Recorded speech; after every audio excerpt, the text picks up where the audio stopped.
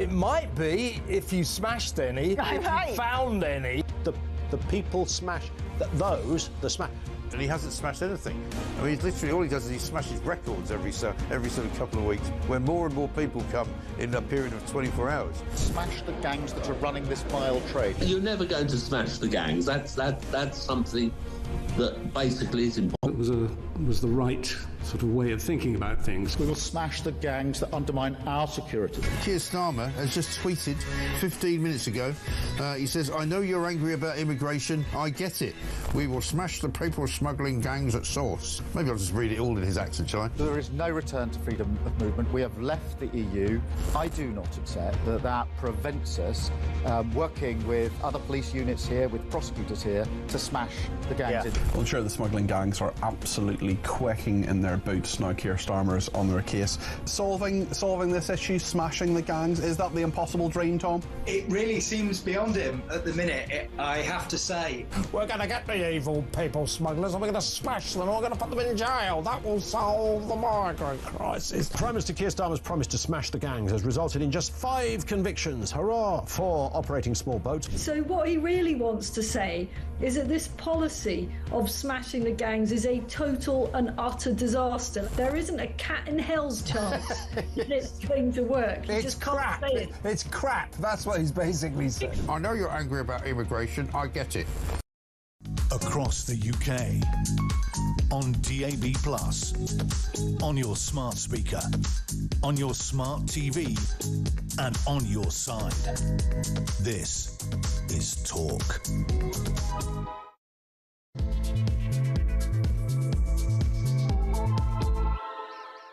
Good afternoon to you. Welcome along. Talk Drive is on between now and 7 o'clock, live across the UK, the home of common sense and free speech. I don't know if you are a regular to this station, to this show.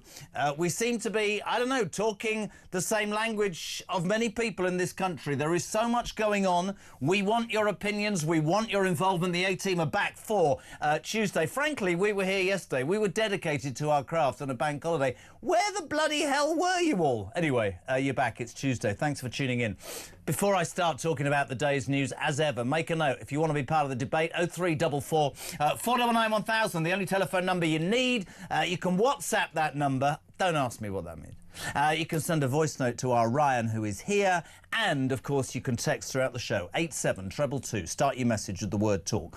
I've never wanted to sit here and make this show and this station about one thing, but there is absolutely no doubt whatsoever that the problem with migration, be it legal, illegal, the ramifications on society, the moral obligation that people quite rightly still think we have, and how that position has been abused, is front and centre of so many people in this country.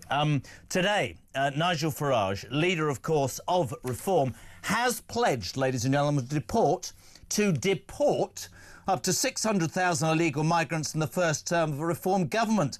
The leader said that any migrants arriving illegally, including women and children, would be arrested, detained and deported, with 5 flights a day leaving the UK. He said that if he wins the election, he would set up a new deportation command with a migrant identification centre to track down and detain illegal migrants working in the black market or living in the UK. Now, a Reform government would aim to create capacity to detain up to 24,000 illegal migrants, 10 times the current number of spaces in remote parts of the UK, Orkney, in the first 18 months of taking office. Now, you will understand that that has been met with joyous abandon by some and derision and horror by others. It is reminiscent, I suspect, of what happened with Trump.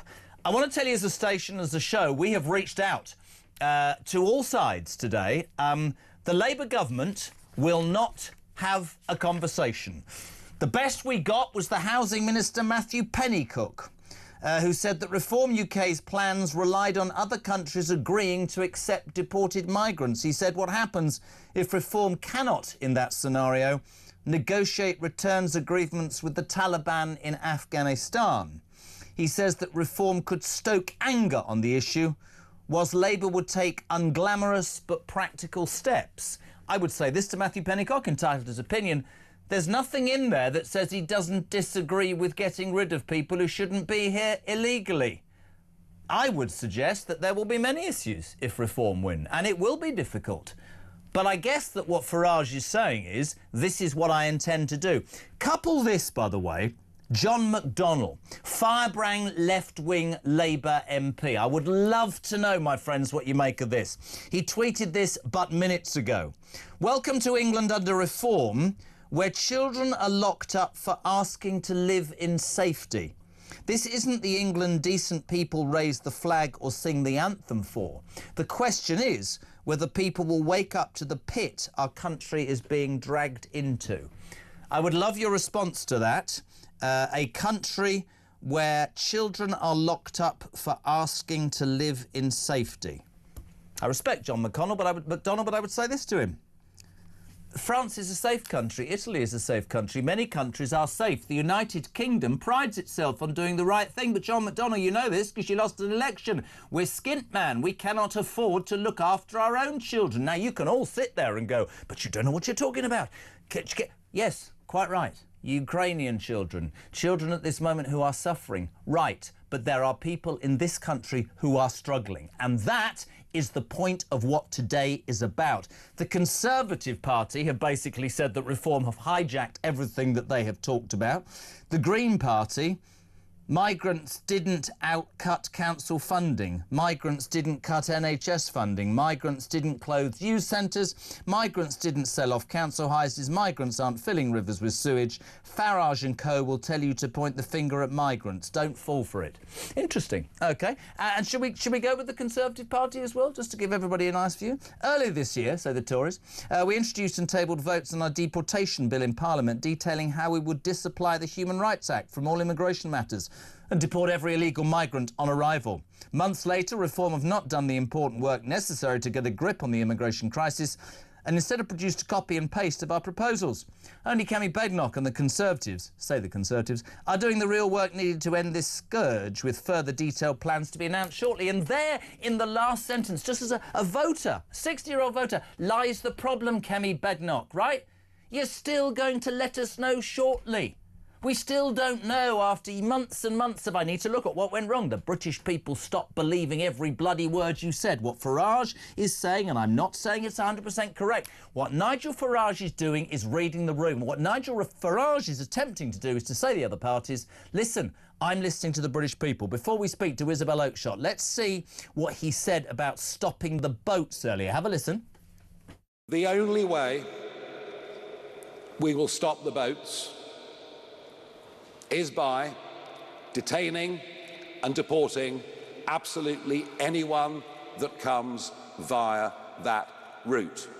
And if we do that, the boats will stop coming within days, because there will be no incentive to pay a trafficker to get into this country. If you come to the UK illegally, you will be detained and deported and never, ever allowed to stay. 0344 499 1000. What do you make of that? Text 87222. Is he right? Is he wrong? He also addressed in more detail why his party Reform are now in favour of mass deportations. The political impossibility was deporting millions and millions of people, and that's where the argument had gone. We had a situation, a political difficulty within Reform UK. This does happen to parties. They do have difficulties and problems.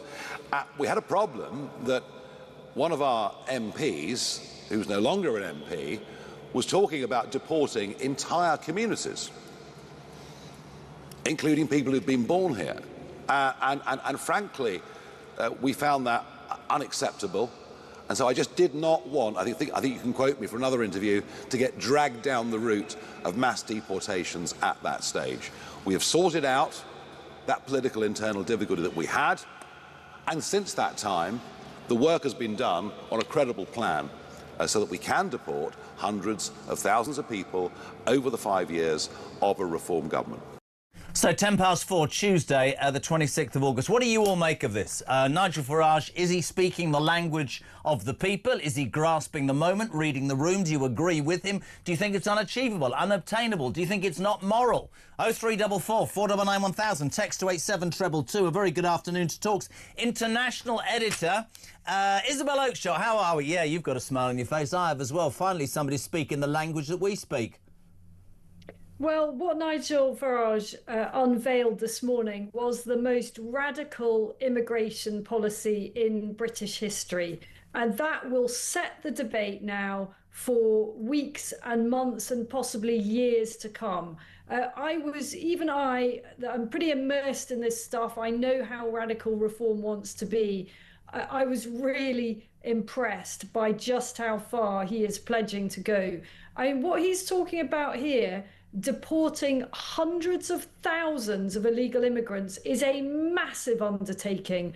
And mark my words, no other party will match it. They'll either not want to match it or not feel able to match it. It takes some guts to announce something on that scale. Let's do what we should do as journalists, OK? Let's do what we should do.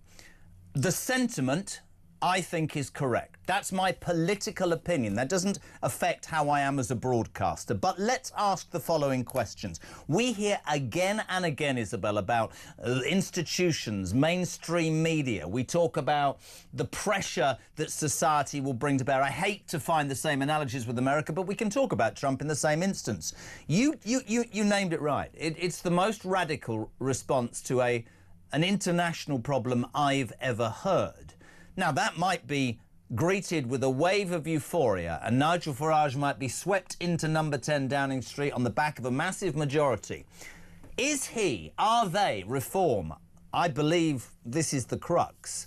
Are they going to be able to deal with these hundreds of thousands of civil servants, these institutions that are seemingly able to control how government and how this country is run? Even when a government like Starmer's, with respect, I only got 34%, gets a large majority. I'm told from day one it's all about civil servants. How is Nigel Farage going to face down, if you like, if he gets elected, the very people that Dominic Cummings said ultimately run this country? Without a doubt, that is going to be a gargantuan challenge. Yeah. And that is why no other party would dare make a pledge like this. And it is really high risk. But when you look at the scale of the problem and the crisis that we face, and in today's press conference, Farage repeatedly warned of the potential for even worse civil unrest than we've already seen this summer, and people have been pretty civil about it so far, even though many of us are not feeling very civil about it at all. You are going to have to be bold. That is the attitude that he's taken. I think that the first few months of this will be very, very, very difficult, and there is every chance that reform in the early months of a new government will struggle to meet those very ambitious targets. And I think that the party leadership probably knows that, but is determined to make sure it happens over a period of time. Now, what I liked, and I wanted to say this to you if I can, what I liked, and this is just a televisual thing, it's a human thing. This is something that's really important to me, right? I remember a good friend of mine was going on television for the first time, and his whole persona was this particular way, and I said, just change it and see what happens. Nigel Farage stood there with Zia Youssef and admitted that there had been problems formulating this policy. To me, I liked that. That's the one thing, weirdly, out of all of it, I thought, see? Before the journalists say, but, Rupert Lowe, whatever, he faced that. And he said, we've had discussions, we've had debates, as people do. What I crave as an electoral person who would vote in the election is my politician from whatever party to tell me the truth, to be flawed, to make mistakes, to take me on a journey, highs and lows, and I'm all right with that. Just don't BS me. Don't treat me like I haven't got a brain cell. And I think that what Nigel Farage has done today, and you're right, it will be very difficult for him, is he's basically saying to the British people, the beginnings of, that's what I'm putting in front of you. Not going to say it's going to be easy. I'm not going to say it's going to happen overnight. But if you come with me, I'll do my absolute damnedest, more than I've ever done, to make that happen. And I think that is probably, he says, what a lot of people are crying out for. Well, no other political leader is as trusted on this issue as Farage. Now, of course, critics will say he's never actually had to implement anything like this before. Yeah. And neither has anyone tried to do it in this country. I mean, they certainly did it pretty effectively in Pakistan over the last couple of years, where they had a mass deportation primarily of Afghan illegal immigrants. And it was pretty ugly. You know, I'm not going to lie, it was pretty ugly. And there's no way that we in the UK will be using some of the techniques that they used there. They got exasperated, the government there. Their generosity had been stretched too thin, and people were literally rounded up. And we would not want to see any physical brutality, and that I'm sure will never happen. But there will be people who will jump up and down and say this is radical, far right, this is racist, this is what. Here's the thing, it's really interesting. I want to do a call because I love doing calls to you. Kean in Cornwall. The thing, Jez, with reform is I'm pretty sure they will struggle to achieve everything they've announced. But in my humble opinion, says Kean in Cornwall, even if they only get 50% of it done, it will be about 1 million times more than this current government. At least they're showing the will. This is a new caller. Paul is in Durham. Paul, you're on Talk Drive. Isabel Oakeshott with me, JK. What you got, pal? Oh, hi, yeah. Hope you can hear me well. I'm a reform voter, as is everyone I know. I was blown away by what Nigel and Zia said today. And I just hope I haven't picked up on a little hole in the plan. So let's say you're sitting in a tent in France, and you know the game's up. Britain's detaining everyone. So your options now are sit in a tent in France, or just make that final little journey, get $2.5 grand and a free flight home. Is it really going to stop the boats straight away? Because there's that $2.5 grand option, isn't it, to get home? I get that. For me, I don't know about Isabel, but for me, it's about changing the rhetoric almost. It's about making sure that people don't see this country as such a pull and such a soft touch. And I like the idea of a detention centre. People won't like what I'm going to say, Tufts. My opinion, I'm entitled to it. I don't think it should be cosy. I'm sorry, and I've had stand-up rouser people who will say to me, but this isn't how Britain should be. No, I don't want anybody to be treated badly, but I sort of believe when you're skint, you need to look after your own first and foremost. And whatever it takes, in my humble opinion, to send a very strong message, like Australia did, against a backdrop, a litany of misery, but now it's working for them 14 years on, was to say, we can't afford it, it's about the British people first and foremost. Is that so wrong, Isabel? I mean, I get what Paul's saying, but I don't know. I mean, I think the will to do it is the most important thing. It's not going to be easy, though, right? Well, you know, I thought that Farage was pretty brave in the way he addressed questions today. Reporter after reporter stood up and asked variations on the same theme, which is, oh dear, what if someone you deport, you know, is tortured or killed? And they were all asking this question, which is pretty predictable. And there isn't an easy answer to that, except the one, in a sense, that the reform leader gave, which is that we cannot be responsible in the UK or held accountable for everything that goes on in the rest of the world. You know, how can we be held responsible for that? If people meet a sad fate in other countries, that is horrible, that is awful, but ultimately we can't put the small prospect of that happening to a very small number of people ahead of the greater good of the UK population. This is my problem with, thank you so much, Paul, this is my problem, right, Isabel, with it. It doesn't matter. Everybody's entitled to their opinion. Let me make that point. But what I don't understand is the very people who are saying that, and I'm with you, nobody wants to see any misery. But when you try and say to those people that Betty in Rochdale, who's 80 and who is freezing to death because she ain't got any money to heat a house and can't see a doctor and she's been waiting for an operation and kids are not getting this, they all go, yes, but that's not the same. But unfortunately, this country is skint. And unfortunately, this country is in a hole right now. And unfortunately, with that, I guess, and maybe I'm wrong, but this is how I see it, I believe the government's first and most important duty is to its own people. That doesn't mean that the United Kingdom should ever not look abroad to help, but we're governed, it seems, by this ideology of sort of woke lawyerism, which says, you know what, we must adhere to this rule and adhere to that rule and sod everybody in this country who gets in the way. And listen, it's just my opinion. I think that's wrong. I mean, here's one thing for you, Ben in Manchester. Can you ask Isabel what the hell happened to physically turning the boats back then? Well, actually, Nigel Farage has never been particularly strong, and he's never sort of pushed that idea as hard as he's pushed the idea of detain. Pushing the boats back is still something that I personally believe can be done. It was absolutely done very effectively in Australia. You did that whole show for me. You went and did that whole interview with Tony Abbott. And for people who didn't see it on JK Live about a year and a half ago, it was brilliant what Isabel did. And it basically... I mean, he was a pariah, Tony Abbott. He basically stood up and he said, look, our NHS is failing, our education system's failing. I know there's a boat with 1,000 migrants out to sea, but we can't take these people and I'm turning them away. It is very interesting that 14 years later, a Labour socialist government under Albanese has kept that policy going. And for all the up and down and shouting and everything, Australia has the right approach right now. And I just always want to say to those people, do you not want to look after your own? We can do what we can do, but we can't afford to do as much as we're doing. That's it. Well, the reason that policy has been kept up in Australia is because it worked, and it worked really, really quickly. And, you know, my own view is that we could do the same here, and we could do the same here tomorrow if there was the political will. But actually, you know, I think that stopping the boats is the easiest aspect of this crisis.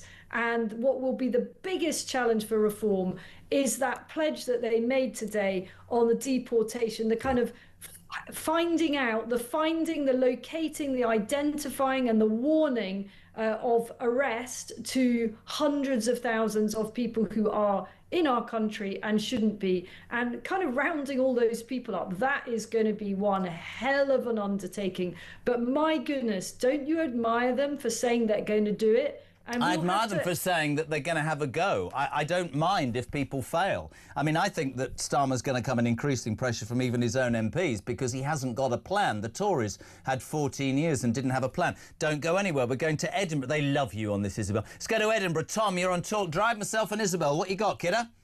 Good afternoon, Jeremy and Isabel. Yeah, I'm speaking from Edinburgh. I'm a Reform supporter. I'd just like to ask, what do you think about the legislation that's going to go through the House of Lords? What's going to be the situation there? Because they're going to delay everything that comes Nigel's way.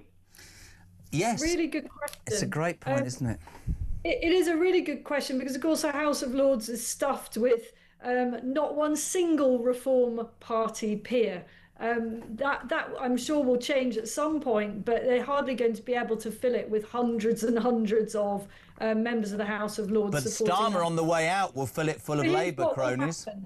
Here's what will have to happen, quite possibly, and that is the use of the Parliament Act, which is very, very, very rarely done. But it is the most powerful tool to thwart the obstructions that are very occasionally put in place by the House of Lords. In general, the House of Lords doesn't actually like totally thwarting something that is a fundamental manifesto pledge. That is very awkward for the House of Lords.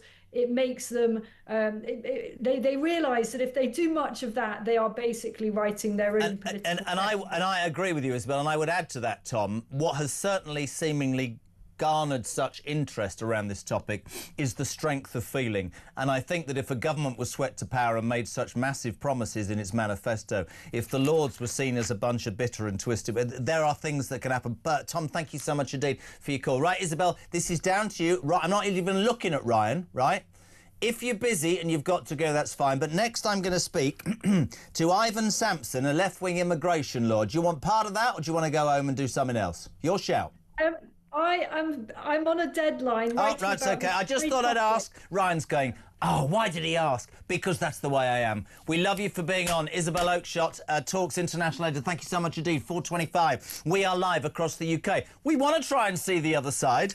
I know Ivan very well. I'm just wondering how much it's going to cost me the next 10 minutes. But don't worry, the taxpayer will pay. Ivan Sampson, an immigration lawyer. Next on Talk Drive.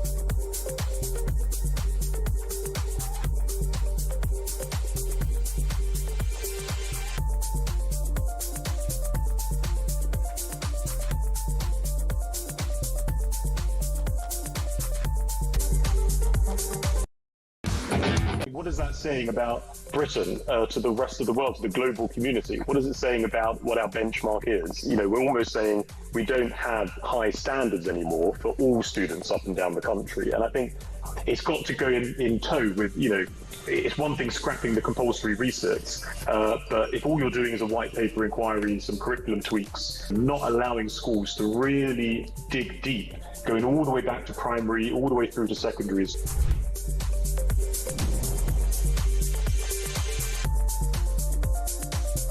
They were opened on the Conservatives' watch, you will remember, but it hasn't worked as a policy, and it has created these flashpoints. But I think it has to be done in a ordered way, and I think it needs to be done in sequence.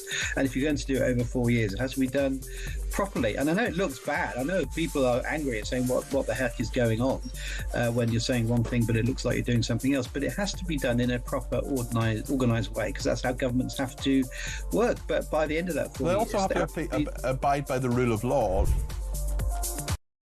Across the UK, on DAB+, on your smart speaker, on your smart TV, and on your side.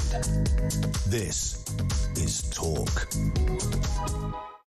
About 4:28, we're live across the UK. Just to remind you, MG will be here later. We have a huge announcement, which tomorrow, maybe today, it might be tomorrow, but we've got a huge announcement about Mike Graham and myself coming up. 0344 499 1000. We say a very good afternoon. He's a good friend of mine, and what I love about this man is, as we always say, me and Ivan Sampson, you can sit in a room, disagree, and then you have a glass. Ivan Sampson, immigration law, good afternoon. Good afternoon, Jeremy. How are you doing? He's look at him. He's already up for it. Before we delve into this, because I know you're charging the taxpayer a lot of money for this, in the press conference today, Nigel Farage obviously unveiled mass deportation plans. He also spoke about why he is taking illegal immigration so seriously. Ivan, have a listen. And what began as a protest of mothers and concerned citizens outside the Bell Hotel in Epping has now spread right across the country. And all of it really poses one big fundamental question. Whose side are you on? Are you on the side of women and children being safe on our streets? Or are you on the side of outdated international treaties backed up by a series of dubious courts? Ivan Sampson, I respect you enough to have you on. I hope the same is for you. Today, pretty seminal. One of the criticisms of Keir Starmer's approach is that he always goes back to international law and treaties, and we've spoken many times before about how those in your mind are important to adhere to. But how do you, with your views, address the undoubted concern, mass concern in this country? We'll take Epping as an example. What do you make of what Nigel Farage said there? I think he's capturing the mood of a certain portion of the country, but not everyone. And this is the problem, Jeremy, because when Nigel speaks, it's as if he speaks for the whole country. He doesn't. Don't politicians do that? I'm not jumping in deliberately, but don't politicians tend to do that? You don't hear the voice of millions of people who are compassionate, who would not want to send someone to a country where they could be killed. And that question was put to Nigel. And his announcement today was that we would disapply the Refugee Convention, which prevents what's called refoulement, sending someone where they may face persecution. For example, you might send them to Iran, or you might send them to Afghanistan. And he said that'll be fine. We have no problem with that, because British people come first, even if someone's going to be killed. I don't think you're that type of person. I don't want anybody killed, but we've always been very honest with each other. So let me take what you said. A certain portion of this country. I would respectfully suggest that an increasing number, in fact, a majority of people, because, Ivan, and we've talked many times before, because of the state this country is in, yes, it is not like Iran, Afghanistan, I get all of that. But when people, and I genuinely hand on heart mean this, have lived their lives correctly, paid their stamp, never broken the rules, never asked for a handout, when they, not in the context of Iran, but in the context of their lives, north of Watford Gap, right, are struggling with their kids, with bills, with food on the table, when they can't see a doctor. I say it every day. What the hell do you expect these people, who have quite rightly been brought up to believe in compassion, but at the end of the day, you know this and I know this, we're skint, Ivan. We're skint, and it's about what your priorities are, isn't it? Indeed, and I sympathise with all those voices. But this is it, you see, because nobody, the asylum seekers haven't asked to be put up in 4-star hotels. What would you do? What would you do? That's a government policy. I'm not a policy maker. That's a government policy. Those protesters should be protesting outside Downing Street, not outside asylum hotels. But then as a lawyer, and I don't want to disrespect you, I've been dying to speak to you for weeks, right? I've got a teenage daughter. Let's talk Epping, OK? Let's talk Epping, because, you know, jokingly, there have been some stories on this show and on Mike's show over the last few months that would leave you cold as to reasons why people are allowed to stay. There was an appalling story I did last week about a man who 2 years ago walked onto Bournemouth Beach in Dorset, stuck his hands down the back and front of a 17-year-old's tracksuit bottoms, traumatises her for life, and the judge, Ivan Sampson, said, and I quote, this is a mere aberration. He's had a hard upbringing and he's free to stay here and live in that community. So what I believe the people there and the people of Epping were saying, predominantly mothers, I'm really sorry if this doesn't sound right, but we are concerned for our children. Now, that surely, when you talk to me about compassion, where is the compassion from all these human rights people about the people of this country who don't live in Iraq but are suffering because of this situation? Where's the compassion there, Ivan? That person should be arrested, detained and deported. He used a human rights immigration lawyer and he's staying in the United Kingdom forever. The laws are there to remove and deport people. Yep. If the judges are not doing it, Parliament should then relook at putting some structures in place, because Parliament's sovereign. The judges are only applying the laws as they stand. Yep. Now, I think one problem that Nigel will have is that he won't be able to disapply parts of the convention or disapply the Refugee Convention. Will you think that, say, stuff like the ECHR, he will struggle to break away from, is what you're saying, right? Can't disapply parts of it. Because what they're saying, we'll disapply Article 8, for example. Okay, we'll disapply, you know, right to life. I mean, that's a fundamental right we all have. Right not to be tortured. But I get that. But then your problem, and we will always come back to this, and you always answer it better than anybody else, your right to life, your right not to be tortured, I absolutely adhere to. You know, we've talked about Ukraine in the past, but you cannot expect, again, hard-working people, right, to look at these people who, yes, come on boats, but you can't tell me when the passports are dropped, when they don't bring their wives and children, and when they're living on a beach in France. And I agree with you about the hotels. I would make a detention centre here so it wasn't so attractive. I think the pull of the United Kingdom is so great that it becomes the final destination. I don't think we should change being a nation that cares, but I think we have to prioritise. And I've thought that forever. And there will be certain people who will take Farage's rhetoric and say this is outrageous. There will be many who will say this is fantastic. But there is an issue. And it sounds a horrible thing to say, you know, charity begins at home. But I want people on the other side of the argument to go, I do understand where the frustration is building. I do understand where the fear is amongst people who have lived here all their lives. And I do think that they deserve to not have their public services stretched or their safety impaired by what they see as people in this country who haven't been vetted and who haven't been here. But I agree with you. Successive governments have never come up with a policy to condition, to look at, to decide. It's ludicrous that we're in a position that we're in.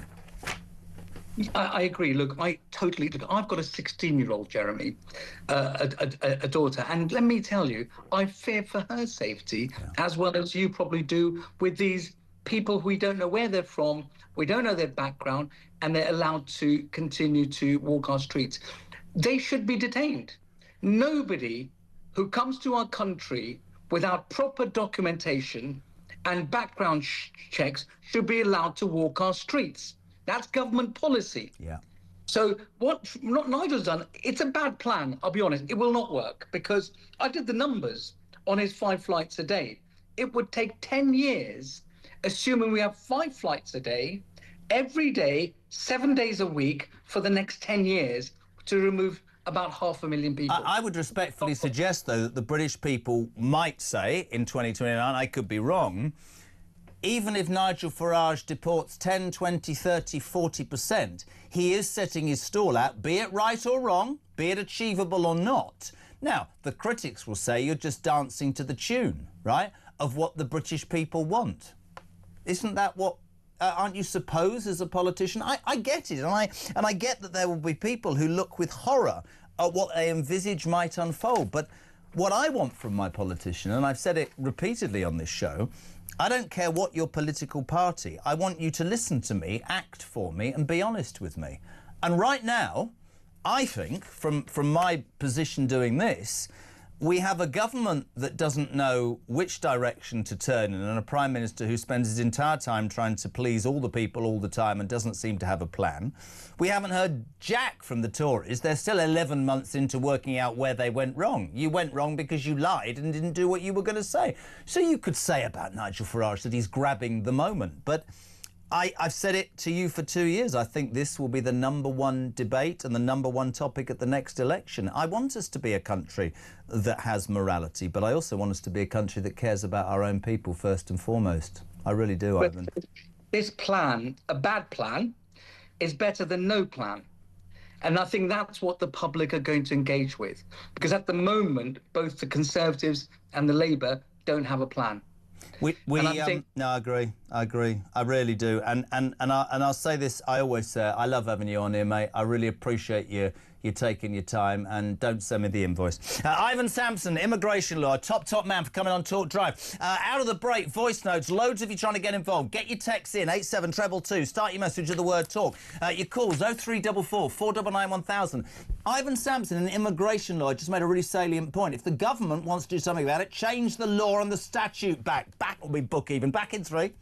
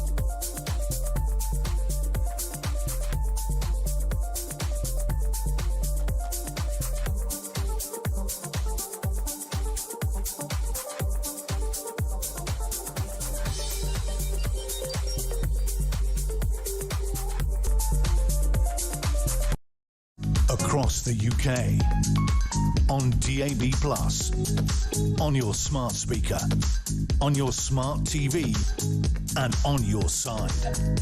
This is Talk.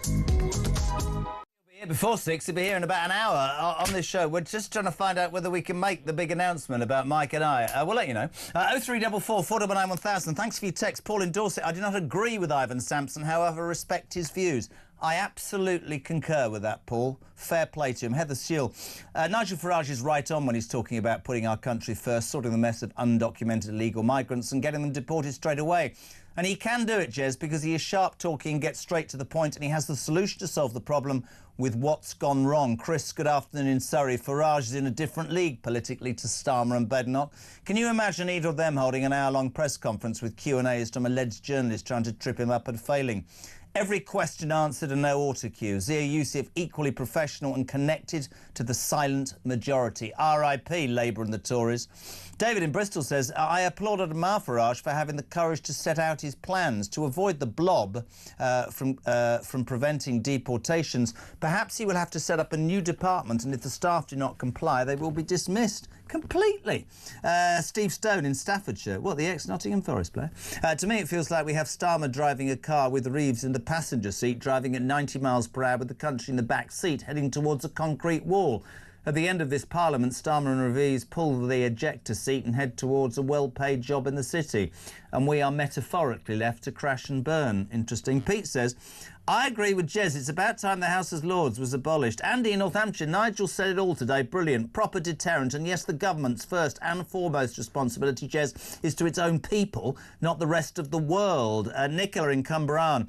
Jez, fantastic show. If you come into UK because your life is at risk in your own country, you would keep your passport and details with you to assist in claiming asylum. Those who chuck away their IDs are not true asylum seekers. They are chancers. Loads of you. Don in Chelmsford. Jez, it's pretty obvious that the Conservatives and Labour have no real commitment to dealing with illegal migrants. That is why they try and rubbish the only party that are. Jane, the best bit for me was Farage saying to a reporter there could be an election sooner than you think. The public can't wait to have one. Vincent Morris. Jez. Masterclass by Farage in communication with the British people this morning. He spoke from his heart and actually answered questions put to him by the media. Who else in British politics could do what he did? And finally, at this moment, loads of you will read them. Steve in Cambridge, Reform UK have a chance of pulling this off. The reason I say this is today they said they have got their independent legal teams working on it now for a blueprint on legislation. So by cutting out the wet civil service, it will have a good chance, I think. They're the ones stopping everything in the last 10 years. Great, great show. I'll add this because she's lovely. Margaret in Birmingham. 3 cheers for Farage. Starmer should resign. He has no option. The country has fallen apart. We've had enough of this useless, out-of-depth PM. Over 1,000 over since Friday, and Starmer is doing nothing. Couple of voice notes. Sally, on Farage, go. I watched all of Nigel's address today, and I have to say I was extremely impressed. I was also impressed with the way he answered the questions from the press afterwards. Nearly each one was trying to trip him up, but he had an answer, and he did answer. He didn't bat away with stupid inanities. He answered the questions. That's Sally. This is Chris on Nigel Farage. How refreshing to listen to Nigel Farage and Zia Youssef today, talking some common sense, talking what the vast majority of hard-working British folk want to hear. I still get some loony lefties who cross my path of a day. I wish they wouldn't cross my path, but they do.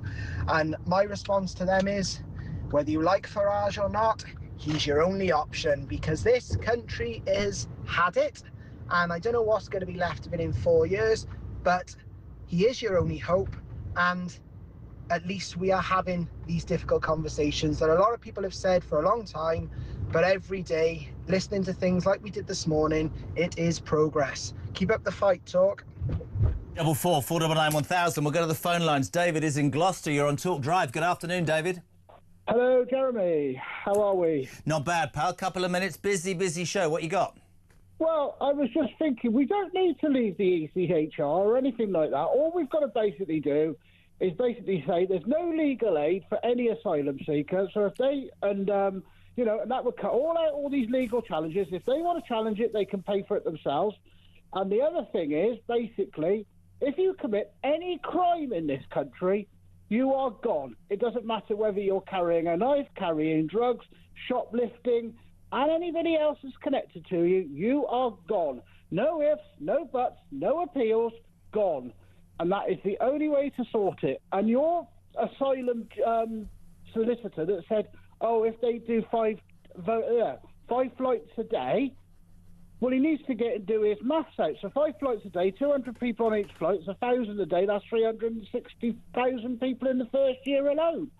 I think, for me, irrespective of numbers, and I I respect Ivan Sampson, and I mean that, he came on. But I would say this, I think the British people want to see action. They're not interested in platitudes or what a focus group thinks. If you, whatever your political persuasion, I'd love to know what you think of this, by the way. If you look at Farage today, he's a figure that divides. People either think he's the second coming of Jesus Christ, or they think he's, the devil. I've had that feeling before. The thing is about Farage, I think he's strong enough to take what's going to come to him, and I think that says an awful lot. I'm not sure other politicians. I mean, you can think back to a few, Blair, Thatcher. He's got a vision, and it will be up to the British public whether they vote for it. David in Gloucester, thank you very much indeed. We're heading to Surrey. Claude, you're on Talk Drive. How are you? Oh, hi, Joe. It's Claudia, isn't it? Yes, that's right. Why is somebody... It's my eyesight. I'm blind as a bat. How are you, mate? You all right? Yeah, I'm really concerned. I think, of course, like the British people, we need action. Yeah. I also do believe that Keir Starmer's time's up, but I also believe that we are a country that will forever need our human rights.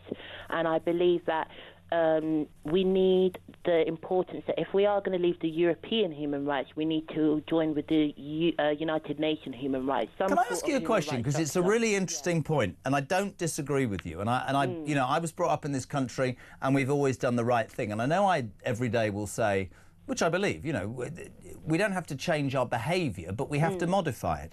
What about, and I say this to people, I know you'll answer me, other people don't.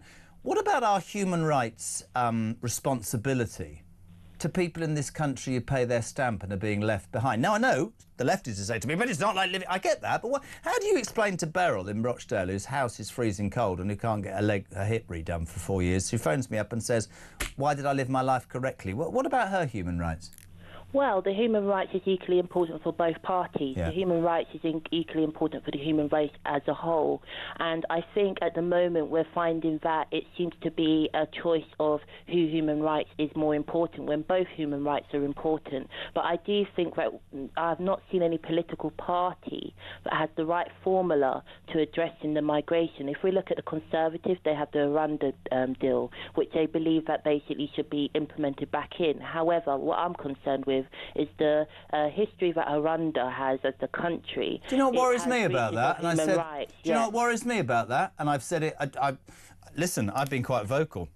It worries me that we're supposed to be the United Kingdom and moral leaders and all that, and we can't and haven't been able to in 14 years under the Tories and a year under Labour come up with a way where we can train Border Force officials to within an inch of their life to know whether a person's a con artist or not. I don't understand it. I don't think there's a will. And whether Farage can get it through or not, I agree with you. It's got to be done correctly, but the fact that he's saying it is important. Claudia, don't think me rude. We've got to move on. We're live across the UK. It's 11 minutes to 5. This is Talk Drive.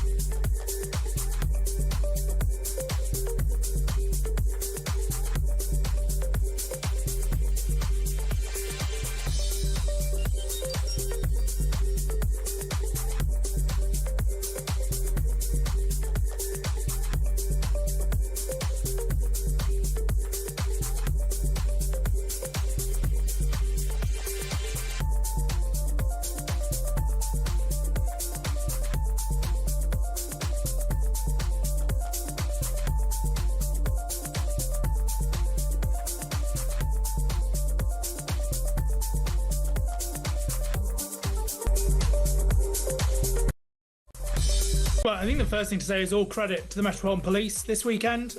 As far as I can see, based on the information that's come out over the last couple of days, they've done a sterling job, which is hugely, hugely challenging policing operation. So 14,000 police officer shifts, 7,000 officers deployed over the course of the bank holiday weekend. But the police deployed live facial recognition, they deployed drone camera technology.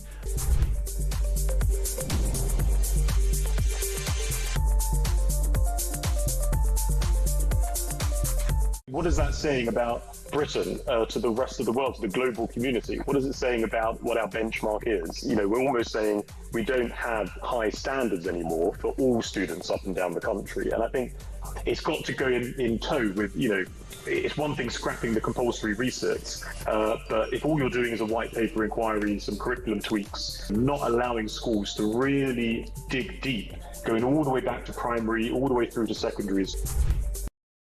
Across the UK, on DAB+, on your smart speaker, on your smart TV, and on your side. This is Talk. Back 8 minutes to 5. A very good afternoon to Ryan Saby, Deputy Political Editor from the brilliant Sun newspaper. Ryan, how are you? All very good, Jeremy. You well? Back from the holiday. I've been following you on Instagram. You've been in Ibiza. You've been giving it large, me old son. Back at work now, right? Yeah, there was absolutely no sign of me going clubbing. Keeping well away from the clubs. Do me a favour. I wouldn't disrespect you and say I know how long you've been doing this, but were you at that press conference there? Were you following it? Yeah, no, I was following it. Noah Hoffman, my esteemed colleague, was there at the airport in Oxford. Have you ever seen anything like that? I thought it was bold, I thought it was brave, and I thought it was a politician who knew exactly where he was going with a series of policies and trying to blow other politicians, other esteemed politicians, out of the water with a plan that he thinks is going to work, because he's looking at the others thinking, you have not got a hope in hell of sorting this problem if you don't do the thing. No, I get you, but it was bold. It was out there. But it's really interesting because the critics of him would say and have said there's no meat on the bone. My biggest issue with the Tories has been for 11 months, Ryan, that all I hear from... What did I hear today? Only Kemi and the Conservatives, said the party head office, are doing the real work needed to end this scourge, with further detailed plans to be announced shortly. Well, it's been 11 months. What I think he did today was not only does he show that he's listening to the needs, concerns and worries of a majority, in my opinion, of British people. And I know a lot of people are going to go, we had Ivan Sampson on. That's not possible. That's pie in the sky. But when somebody stands there and says, I'm listening to you, I'm going to try and do what I've said I'm going to do, I'll take you on a journey. If I fall on my backside, it won't be through want of trying. That's going to galvanise people to believe that their politicians are listening, whether or not he's 100% right, whether or not the blob and the institutions and the mainstream media have a go. For me, a bit, I suspect, like a large number of Americans, they're going, so you're listening to me. You actually are listening to what concerns me and mothers in Epping and people all over this country. And you know, John McDonnell, did you see this tweet? The lefty from Hayes and Harlington, he said, welcome to England under reform, where children are locked up for asking to live in safety. This isn't the England decent people raise the flag or sing the anthem for. The question is whether people will wake up to the pit our country is being dragged into. The country is being dragged into a pit because of his party's policies and Tories before him. And so I think, you know, I just think Farage sort of has grabbed the moment, Ryan. Yeah, no, exactly. And you look at immigration, it's become, I would arguably say, you know, that one of the, you know, probably the biggest issue, you know, of our time. It always used to be the NHS, the cost of living, but immigration has just slowly risen. It was always in the top 3 issues, but now it feels like it's number 1. And we had, you know, the government, Sir Keir Starmer and Yvette Cooper, over the weekend, talking about how they're going to speed up the process to get asylum claims through. It needs more than that. Now, I know there's not going to be one particular thing that is going to solve this problem, but it needs big, bold action, and it needs a deterrent. Now, if you haven't got that deterrent, it's just not going to work. And also, we hear today Downing Street talking about the one-in, one-out system of sending migrants back to France. Well, hang on a minute. There's been thousands that have come over in the last few sort of weeks and months, and we may have identified around 100 who may go back. Well, if you're a migrant, you're still going to chance your arm of coming over, because the chances are you're going to get here, you're going to stay, you're going to get to go to one of these hotels and slip into the black economy. So actually, you're still going to come here. Completely. But that's why it needs this big action. I thought that Farage and Reform today, again, something that appeals to, I think, a lot of people, were proactive, not reactive. Spoke from the heart. I liked it when he said that the party disagreed on things. I thought that was human. I think today he put foreign criminals and illegal migrants on notice and said, you've got 4 years. No, he might not be elected, but you as a political journalist will know exactly what I'm about to say is absolutely true. There is a tide, a feeling, a vibe, a noise in this country that is manifold, but we've had this, we've had that, nothing seems to have been done.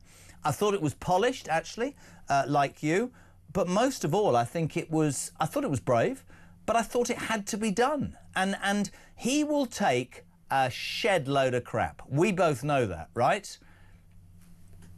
If he believes in it, then I suspect the British people will admire him if he takes that and fights it head on. That's all. I mean, I think it's a fascinating time. Yeah, and I think the interesting thing from Nigel Farage's point of view, that he talks about migration. Look, this is his strongest card.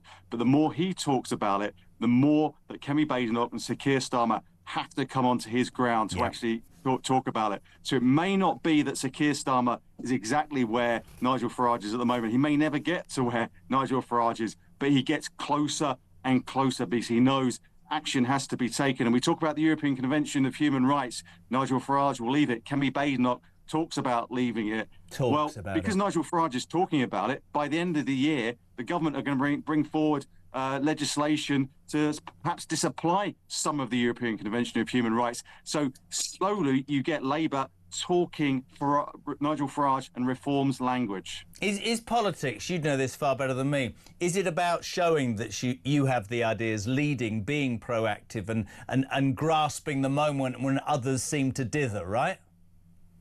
That's leadership, and you have to set out your stall, and you have to be brave, and you have to grasp the issues that affect the government. That's why people, when it comes to the cost of living and the economy, they feel like the government is not, they're not being listened to by this government. But when it comes to Nigel Farage and immigration and tackling illegal migration and small boats, he is talking their language. And when it comes to those hotels in Epping or wherever it may well be, he's talking their language as well. And they don't feel like the government is doing that. And it's really interesting, just to finish quickly, to me, it's not rocket science. If you wanted to be elected and you believed in it, you'd speak the language of the people. Why are politicians so hamstrung and yet Farage isn't? Quickly, why would that be the case? I think one of the problems is, particularly for the Prime Minister, he's got to take a parliamentary party with him. So to get to the destination for him, it takes that so much longer. And he's never going to take the whole of his parliamentary party with him, but he's got to think about the wider electorate. And the quicker he does that, the better it will be and the quicker that he'll solve this problem.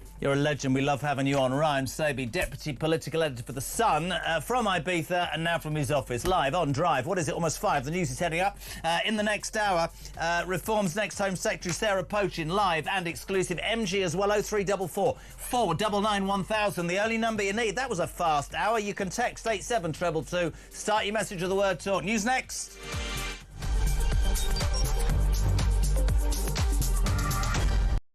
My message to people smugglers is this. I think smashing the gangs is a deterrent. Smash the gangs. Smash the people smuggling gangs. People schmiggling puns. He couldn't even smash an avocado for a piece of toast. Or the people...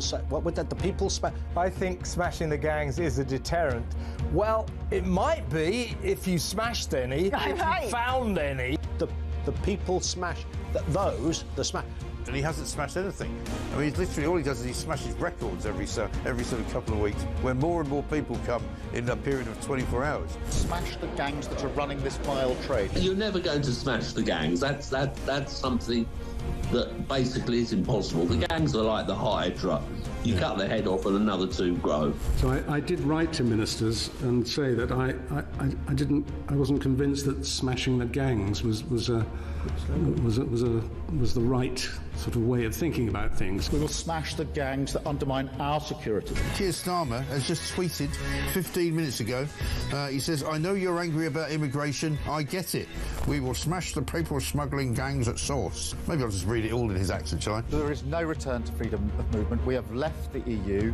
I do not accept that prevents us working with other police units here, with prosecutors here, to smash the gangs. Well, sure, the smuggling gangs are absolutely quaking in their boots now. Keir Starmer's on their case. Solving this issue, smashing the gangs, is that the impossible dream, Tom? It really seems beyond him at the minute, I have to say. We're going to get the evil people smugglers and we're going to smash them and we're going to put them in jail. That will solve the migrant crisis. Prime Minister Keir Starmer's promise to smash the gangs has resulted in just 5 convictions. Hurrah for operating small boats. So what he really wants to say is that this policy of smashing the gangs is a total and utter disaster. There isn't a cat in hell's chance that it's going to work. It's crap. It's crap. That's what he's basically saying. I know you're angry about immigration. Across the UK, on DAB+, on your smart speaker, on your smart TV, and on your side. This is Talk.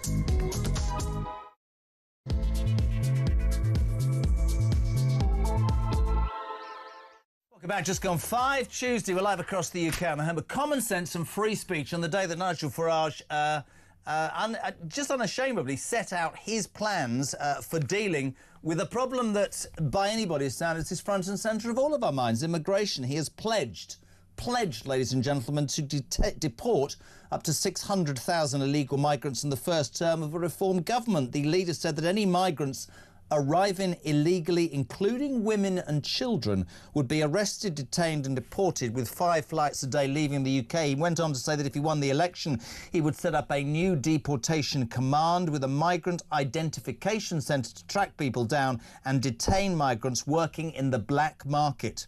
A Reform government would aim to create capacity to detain up to 24,000 illegal migrants, 10 times the current number, in remote parts of the UK. Orkney, I told you, within 18 months of taking office. This on the day that the government says we're going to deport 100 asylum seekers. Brilliant. Now, Nigel Farage, I'm desperate to know what you think. The feeling's quite strong here. Let me tell you what other parties have said. Housing Minister, you might have heard in the news, Matthew Pennycook, Housing Minister, OK, said that Reform's plan relied on other countries agreeing to accept deported migrants. He said what happens if Reform cannot, in that scenario, negotiate returns agreements with the Taliban in Afghanistan. He said that Reform's plans could stoke anger on the issue, whilst Labour would take an unglamorous but practical step to bear down this problem. Hasn't worked so far, though, has it, Matthew? I'm just going to tell you what the Tories have said. I'm not even going to read the whole thing.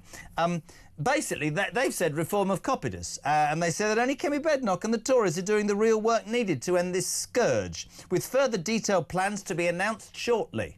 When, for Christ's sake? It's been 12 months. It's called being proactive if you're Nigel Farage, not reactive if you're Kemi Badenoch. Perhaps my favourite moment... actually, let's go with the Green Party again. Let's try and be balanced. The Green Party. Migrants didn't cut council funding. Migrants didn't cut NHS funding.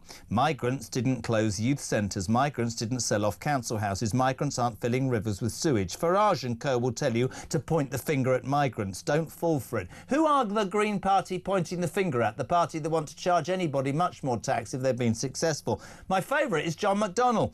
You remember him? Old Jeremy Corbyn's right-hand man. Welcome to England under Reform, he wrote, where children are locked up for asking to live in safety.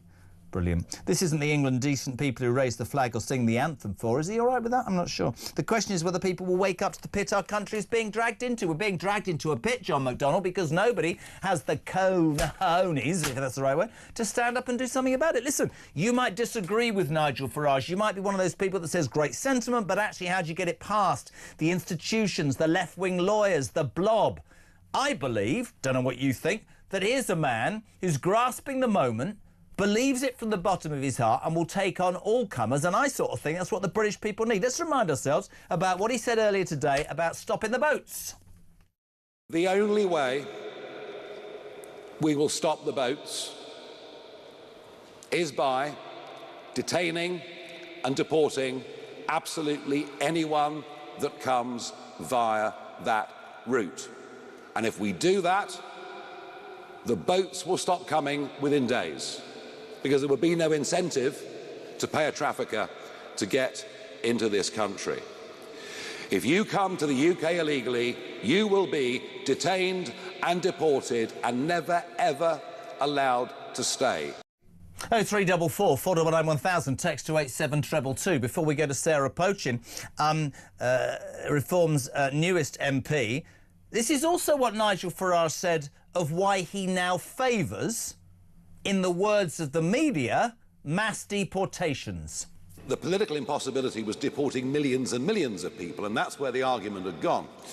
We had a situation, a political difficulty within Reform UK. This does happen to parties. They do have difficulties and problems. We had a problem that one of our MPs, who's no longer an MP, was talking about deporting entire communities, including people who've been born here. And frankly, we found that unacceptable. And so I just did not want, I think you can quote me for another interview, to get dragged down the route of mass deportations at that stage. We have sorted out that political internal difficulty that we had, and since that time, the work has been done on a credible plan so that we can deport hundreds of thousands of people over the 5 years of a Reform government. And therein, I think, my friends, lies the difference. You'll remember all that argument with Rupert Lowe. He wanted mass deportation. I think the word mass is slightly confusing here. Nigel Farage saying it there, that Rupert Lowe wanted to deport people who've been born here. We're talking about illegal migrants, people gaming the system to come to this country and put pressure, let's be honest, on public services and a country that's skint and isn't looking after its own. We say a very good afternoone to the new MP for Runcorn and Helsby, the lovely Sarah Pochin. Good afternoon. How are you? Hello, Jeremy. Thank you for inviting me on the show, as always. I'm very upset with you, but I'll talk. I know why. It's because I'm not in the studio with you, isn't it? No, it's because Mike Graham seems to be your favourite, from what I've heard. Well, that's because he's taking me to lunch. Yes. Well, I'm busy working, aren't I? You've heard the news. I'm doing your conference. You're excited about that, aren't you? I'm very excited about that. Looking forward to seeing you, Sarah. Thank you. It's really interesting to me and to many viewers and listeners, and I want all sorts of opinions. It's really important. Nigel Farage today, proactive, not reactive. Nigel Farage standing up, putting meat on the bone and doing something that I haven't seen a British politician do for a long time. Stand for an hour, unscripted, take on and answer questions from reporters who are deliberately trying to trip him up, and be brave enough and strong enough to say, I've read the room, I know what's happening in this country, and whatever is going to be thrown at myself and my party, I swear to you, the electorate, I'll do my best to get it done. Brave words. That's right. And Nigel is one of those very rare and special politicians who does read the mood of the British people and who knows exactly what needs to happen now. And I believe that he understands, as I believe too, that the British people now do have the stomach for something radical. They know that we have to declare a state of national emergency, and that the legislation that we are introducing, that will be in our manifesto that we've been talking about today, is uncompromising, and that's where we are now at. So Reform will, as we've been saying for a long time, on day one, start the process of leaving the ECHR. That was my phone. That was really embarrassing, wasn't it? I'm so sorry to interrupt you. That was... Sorry, how unprofessional. Crack on, Sarah. I didn't notice. Yeah, went, the second thing that we'll do, Jeremy, is we will repeal the Human Rights Act. And these two things in themselves have to go, because this is what the industry of left-wing lawyers rely on for endless appeals of these illegal migrants. Right, so let's cut to this. You were a magistrate for 20 years, and what I said to Isabel, I want to say to you. This isn't about what I think or really... this is about the British people. So my job is to ask questions, OK? So radical, yes. Achievable, I think a lot of people contacting the show hope it is, but let's talk about the ECHR and the Human Rights Acts. To me as a voter, I think that this country should be able to decide what it does with its territory, with its people, and I think a government's first responsibility, as I said an hour ago, is to look after its own. I get told by all sorts of people, I had Ivan Sampson on an hour ago, that you know, you can't just change international law. You can't just do what you want to do. There are, you know, strict. John McDonnell says, you know, this is so you want children to live unsafely and die, do you?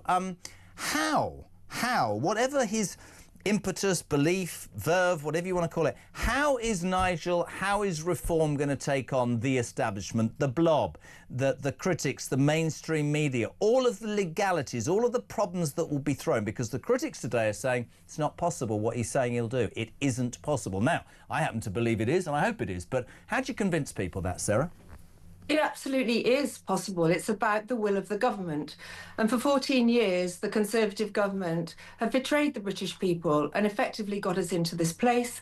And 12 months of a Labour government has just exacerbated and speeded up, if you like, the problem that we're now facing.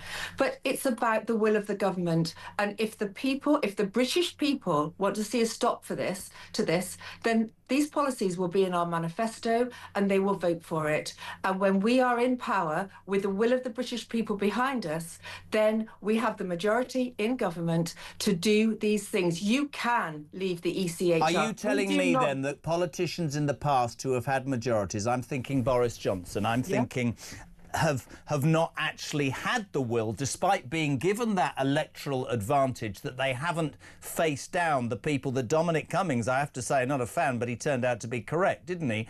Talks about that the people that really in the shadows are seemingly running this country. I mean, loads of people texted today, Sarah, and saying, what about the House of Lords? They block anything that makes sense. How are you going to deal with the House of Lords? We just keep pushing it through. Boris opened the floodgates again to immigration. Boris turned out to be a really liberal conservative, didn't he? How terribly disappointing he was on this issue and others, but on this issue in particular. The fact is that if you have a state of emergency, if under the Vienna Convention you feel that your national security is being threatened, which it clearly is, then you are able to disapply laws that, as I say, the left-wing human rights lawyers use for endless appeals. That is what reform will do. We will take and we will make those radical moves. And yes, we will be criticised for it. It doesn't change anything about the basic laws of this country. Law and order in this country is based on our own common law. That doesn't change if we leave the ECHR. What does change is that we take back control of our judicial system. We take back control of our judges. And we stop these endless appeals of these migrants. So it means that we can immediately detain and then deport every illegal immigrant that either arrives in this country or that we find in this country. It's really interesting. I had Ivan Sampson on. He's a friend of mine. Listen, we would disagree on most things, but you know, he was good enough to come on. I wouldn't, you know, it's just an opinion. I'm not saying he looked defeated, but I felt that there was a sort of acknowledgement from Ivan that you know, that the tide really is turning. And I think, I mean, I've made this point on so many occasions. I think that when you've got a government, or successive governments, Sarah, that seem to have not had the gumption, for want of a better word, sound like my mum now, to actually be unpopular. I mean, the great thing about Thatcher, love her or loathe her, was she didn't give a toss. Somebody once said to me, the thing about Thatcher was that there were 400 Tory MPs, and if you didn't agree with her, she got, you know, she sacked you. At the end of 10 years, there were 399 MPs that she'd sacked and her, so it was time to go. I see politicians who are interested in legacy, so they don't do enough. I see or saw a man today who basically believes in something and didn't just say it for the sake of vote, said it because he believes it. And I think it's very interesting listening to the outpouring of sort of, you know, shock and horror by the left. I mean, what is this, the Liberal Democrats? Farage's plan crumbles under the most basic scrutiny. The idea that Reform UK is going to magic up some new places to detain people and deport them to, but don't have a clue where those places will be, is taking the public for fools. Listen, That is just white noise, Jeremy. The fact is it doesn't matter where we detain them, they will be deported. And this whole policy is not a long-term thing. As soon as the message gets out there that you come to these shores and you are detained and deported, then people stop coming. Australia's done it, as I've said before. The fact is as well, under this new illegal migration bill or mass deportation bill, like it or loathe it, that's the terminology we now need to be using because we are being invaded. Under this bill, the Home Secretary now has a legal duty to deport anyone who is here illegally.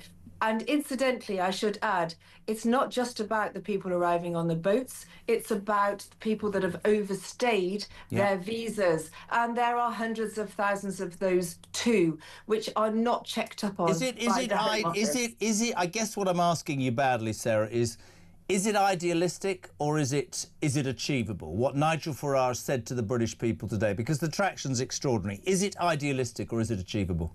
It's utterly achievable with politicians like reform politicians who truly believe that now is the time that this has to, well, we believed it should have been done years ago, but the point is we've got to the stage now, even with 4 MPs, we will get in government because you are talking now to a real politician who, again, like you said about Mrs. Thatcher, I don't care how much abuse I get from the liberal, Greens and all the rest of it. You know what?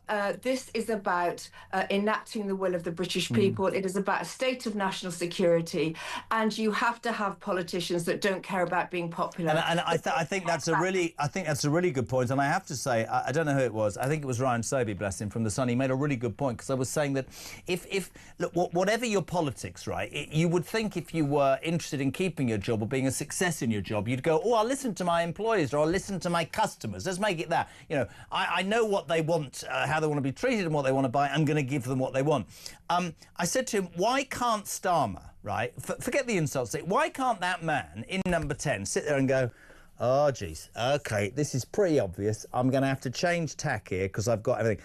And Ryan Sabey said the problem he's got, which Reform do not have, is that he has a party in the Commons of all sizes and shapes and different parts, right, that he's put under this one umbrella, and he spends his entire time robbing Peter to please Paul and all the rest of it, whereas Reform has 4 MPs, and presumably the people that would stand in 2029 would be like-minded in terms of why they would be standing and what they believed in. So that is a starter. What would you say to people, and there have been calls to this show, who say words are one thing, OK, but you know, Nigel Farage will not be able to defeat the system, and it would be...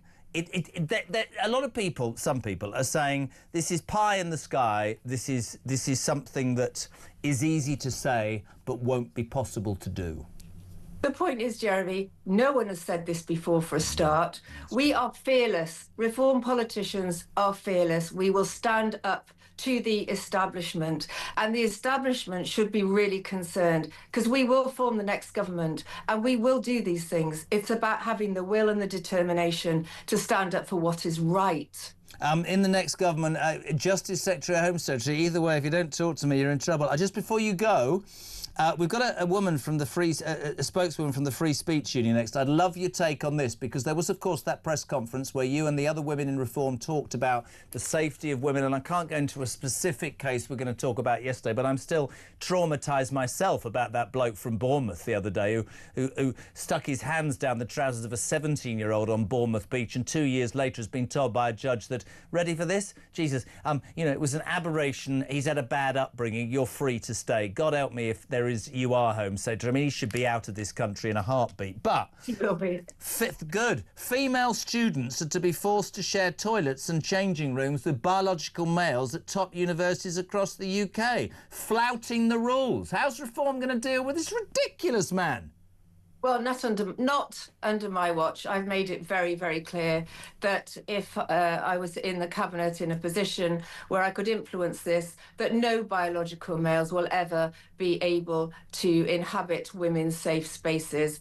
It's an absolute disgrace. One of the things that upsets me most is about schools, secondary schools, where young girls are going through, starting their menstruation and things like that, have to be in a toilet situation with giggling boys. I mean, it's absolutely shocking, and it will never happen under my watch. And that's another thing that I've said as well. I don't understand why the very people who I've supported for a long time, women's rights, protect women, that goes out the window. When a migrant, that story in Bournemouth is factual. He attacked a girl who will never recover from it, but he's free to be back on that beach today because of this left-wing lawyer. Where are the people who talk about women's rights and protecting young women and children? Quite rightly, where's John McDonnell saying that that man violated that woman? Nowhere, because he's an illegal migrant. That's the hypocrisy. It's appalling. That's appalling. I talk a lot about this whole issue. I'm accused of being racist. I'm accused of making it up. You know, day after day now, more and more statistics come out about the degree of sexual assault crimes that are now being recorded, that the perpetrators are illegal. Well, foreign nationals, let's put it that way. You can't escape the facts. It's risen by 62% in the last 4 years, the sexual assaults by foreign nationals.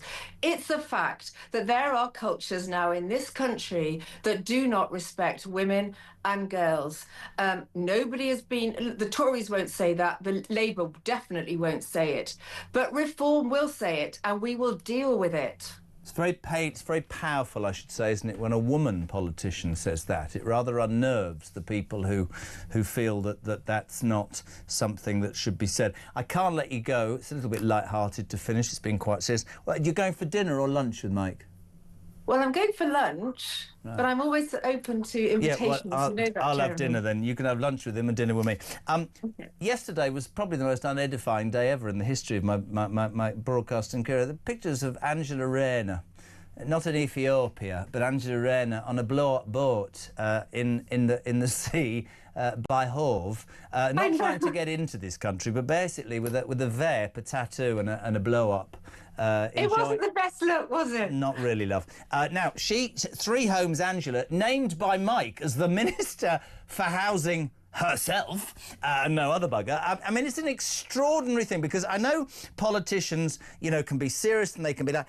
This is a woman whose party have declared war on anybody who's successful, who dares to live in London or any other major city, daring to buy a house on the coast, has now got 3 houses. When I go to Newcastle, as you know I do the whole time, nobody thinks the Labour Party is for the working man and woman anymore. Angela Rayner is the union's darling, the union's sweetheart. What an absolutely appalling look yesterday. Not in the boat, which was bad enough already, but just the whole thing. Where's your socialist values? Where's the belief of the people? Now, where did she get the mortgage from? But this is it, isn't it? This is Labour. Labour are back. Let's face it, utter hypocrisy, champagne socialists, as we've called them for years, and it hasn't changed, has it? So it's not all right for what she thinks of as the wealthy of this country to have a second home, but it's all right for her.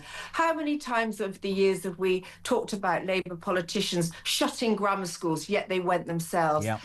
Against private education, yet they went themselves. This is Labour hypocrisy. They've never changed. And that's the difference with a Reform politician. You don't get that hypocrisy. We are what we are. I am what I am. I'm self-made. I've worked hard, you know, and I've got here through grit and determination.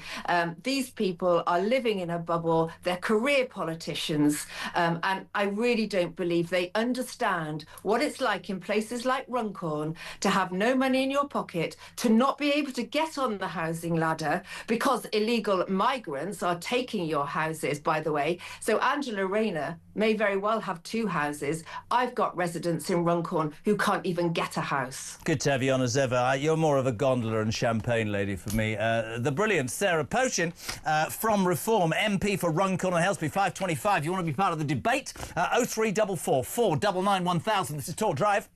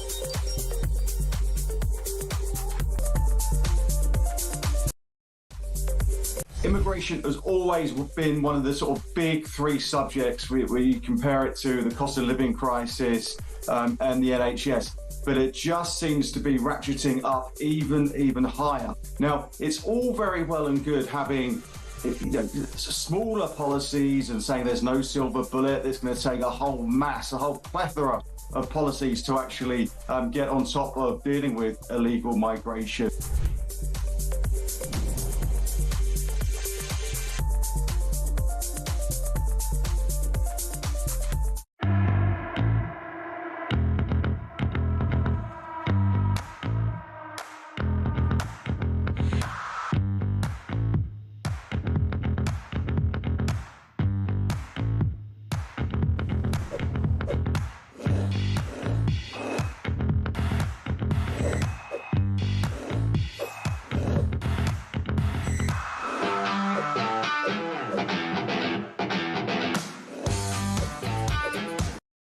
Across the UK, on DAB+, on your smart speaker, on your smart TV, and on your side. This is Talk. 5:28. Oh, I've dropped my paper. Welcome back to Talk. I'm on the floor. We're live across the UK. In a second, Connie Shaw, spokeswoman for the Free Speech Union. Thank you so much indeed for all of your messages. Keep them coming about Farage's day today. The only party people looking up to are Labour for having an opinion and no free speech, says Jay Stewart. I'm a Labour voter and now I'll be defecting to Reform. That's interesting. Simon's in Somerset. Nice, it's brave.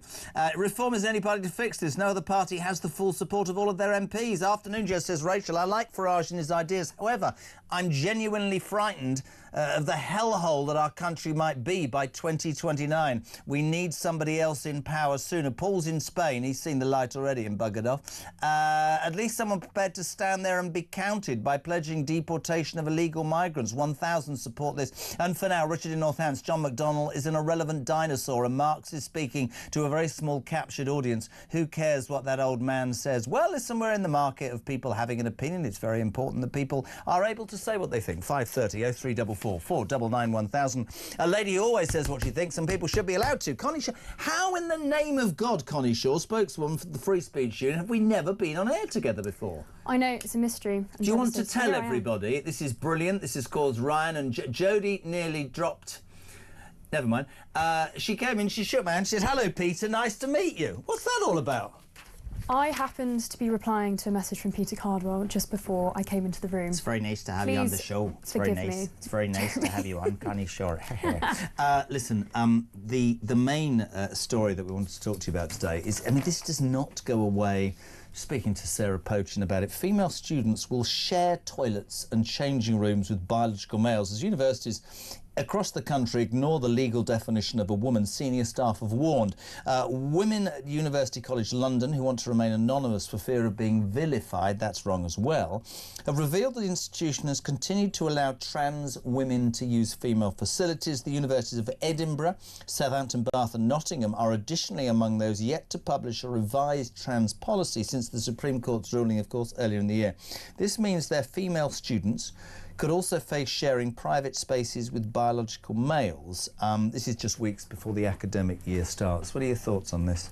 Well, it's interesting that the headline of the story is the idea, well, the fact that if University College London and other universities, it's not just UCL, so many I mean, you'll be hard-pressed to find a university that has said we will be upholding the Supreme Court ruling. But in my opinion, the real story here is the fact that these academics that you say are remaining anonymous because they're fearful of being vilified by their colleagues.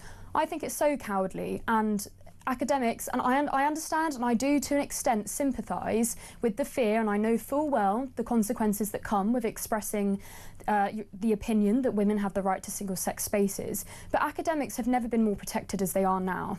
They have the Higher Education Freedom of Speech Act, which has now been met with the very robust guidance from the Office for Students, which came shortly after the over £500,000 fine on Sussex University for their treatment of Kathleen Stock and their repression of free speech under their draconian trans policies. And they also have, since 2021, of course, thanks to Maya Forstater, they have been protected under the Equality Act if they choose to express their gender-critical views, and even under the ECHR. One of the good things that it does is that academics are awarded an even greater privilege of freedom of speech in universities. And I'm frankly fed up of academics and being this cowardly, because it's notable that they're not scared. Their apparent reason for not speaking out and being coming forward with their names, who it is concerned about this, it's not because they're worried, or so they claim, about the consequences they might face at work, you know, the repercussions they may get from journals that they publish. And no, they have fallen at the last, and I'm sorry, the most pathetic hurdle, which is they are fearful of being vilified by their colleagues. It is a disservice to their female students who they wish to protect. I agree. What have we become? Maybe, like, don't laugh at me, but maybe when you've been cancelled and ostracised and written about as much as I have, you grow a skin, right? Piers would say the same. Clarkson, all sorts of people. But what I don't understand is, right, in a democracy, OK, I could spend my life standing in front of you and I could disagree. We have a right to an opinion. No point in bitching if you're not prepared to give an opinion. And I'm with you on that. What I would like to ask you is, if the Supreme Court instigated this law and universities are flouting it, how's it going to be policed then? Because gutless academics, as you've quite rightly said, are not going to come out for fear of... I get that. I remember being in a maelstrom of media stuff. It's horrible, right? But I don't like it. I sort of understand it. How are the government going to make... I mean, my daughter, she'll probably hit me for saying this, is at Edinburgh University, has sat in lectures where lecturers have said, you know, the United Kingdom's responsible for every war. The army of Britain's caused all these problems out of Britain. And I'm like, sorry, what are you teaching? Sorry, where's the balance? I went to a speech day for my son. I've told this story before. I won't name him, Andy Zoltman.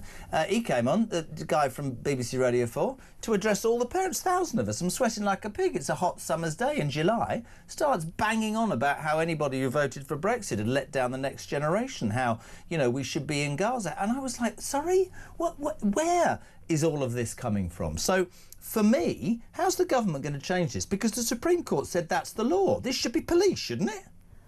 Well, the only way to force universities, unfortunately, unless the government crack down on this, is for people to sue them. And under the HRC guidance, if you are a student, and Helen Joyce says this, even in your workplace, if there is a man going into, and we are talking about men, let's be clear with our language, only a man can be a trans woman. If there is a man going into female-only spaces, and you have the right to go to your employer and ask them to stop this man from doing so, and if they don't, then you can say, well, I'm sorry, it is sexual harassment. And institutions such as workplaces and universities are leaving themselves open to being sued to legal action for not upholding the law.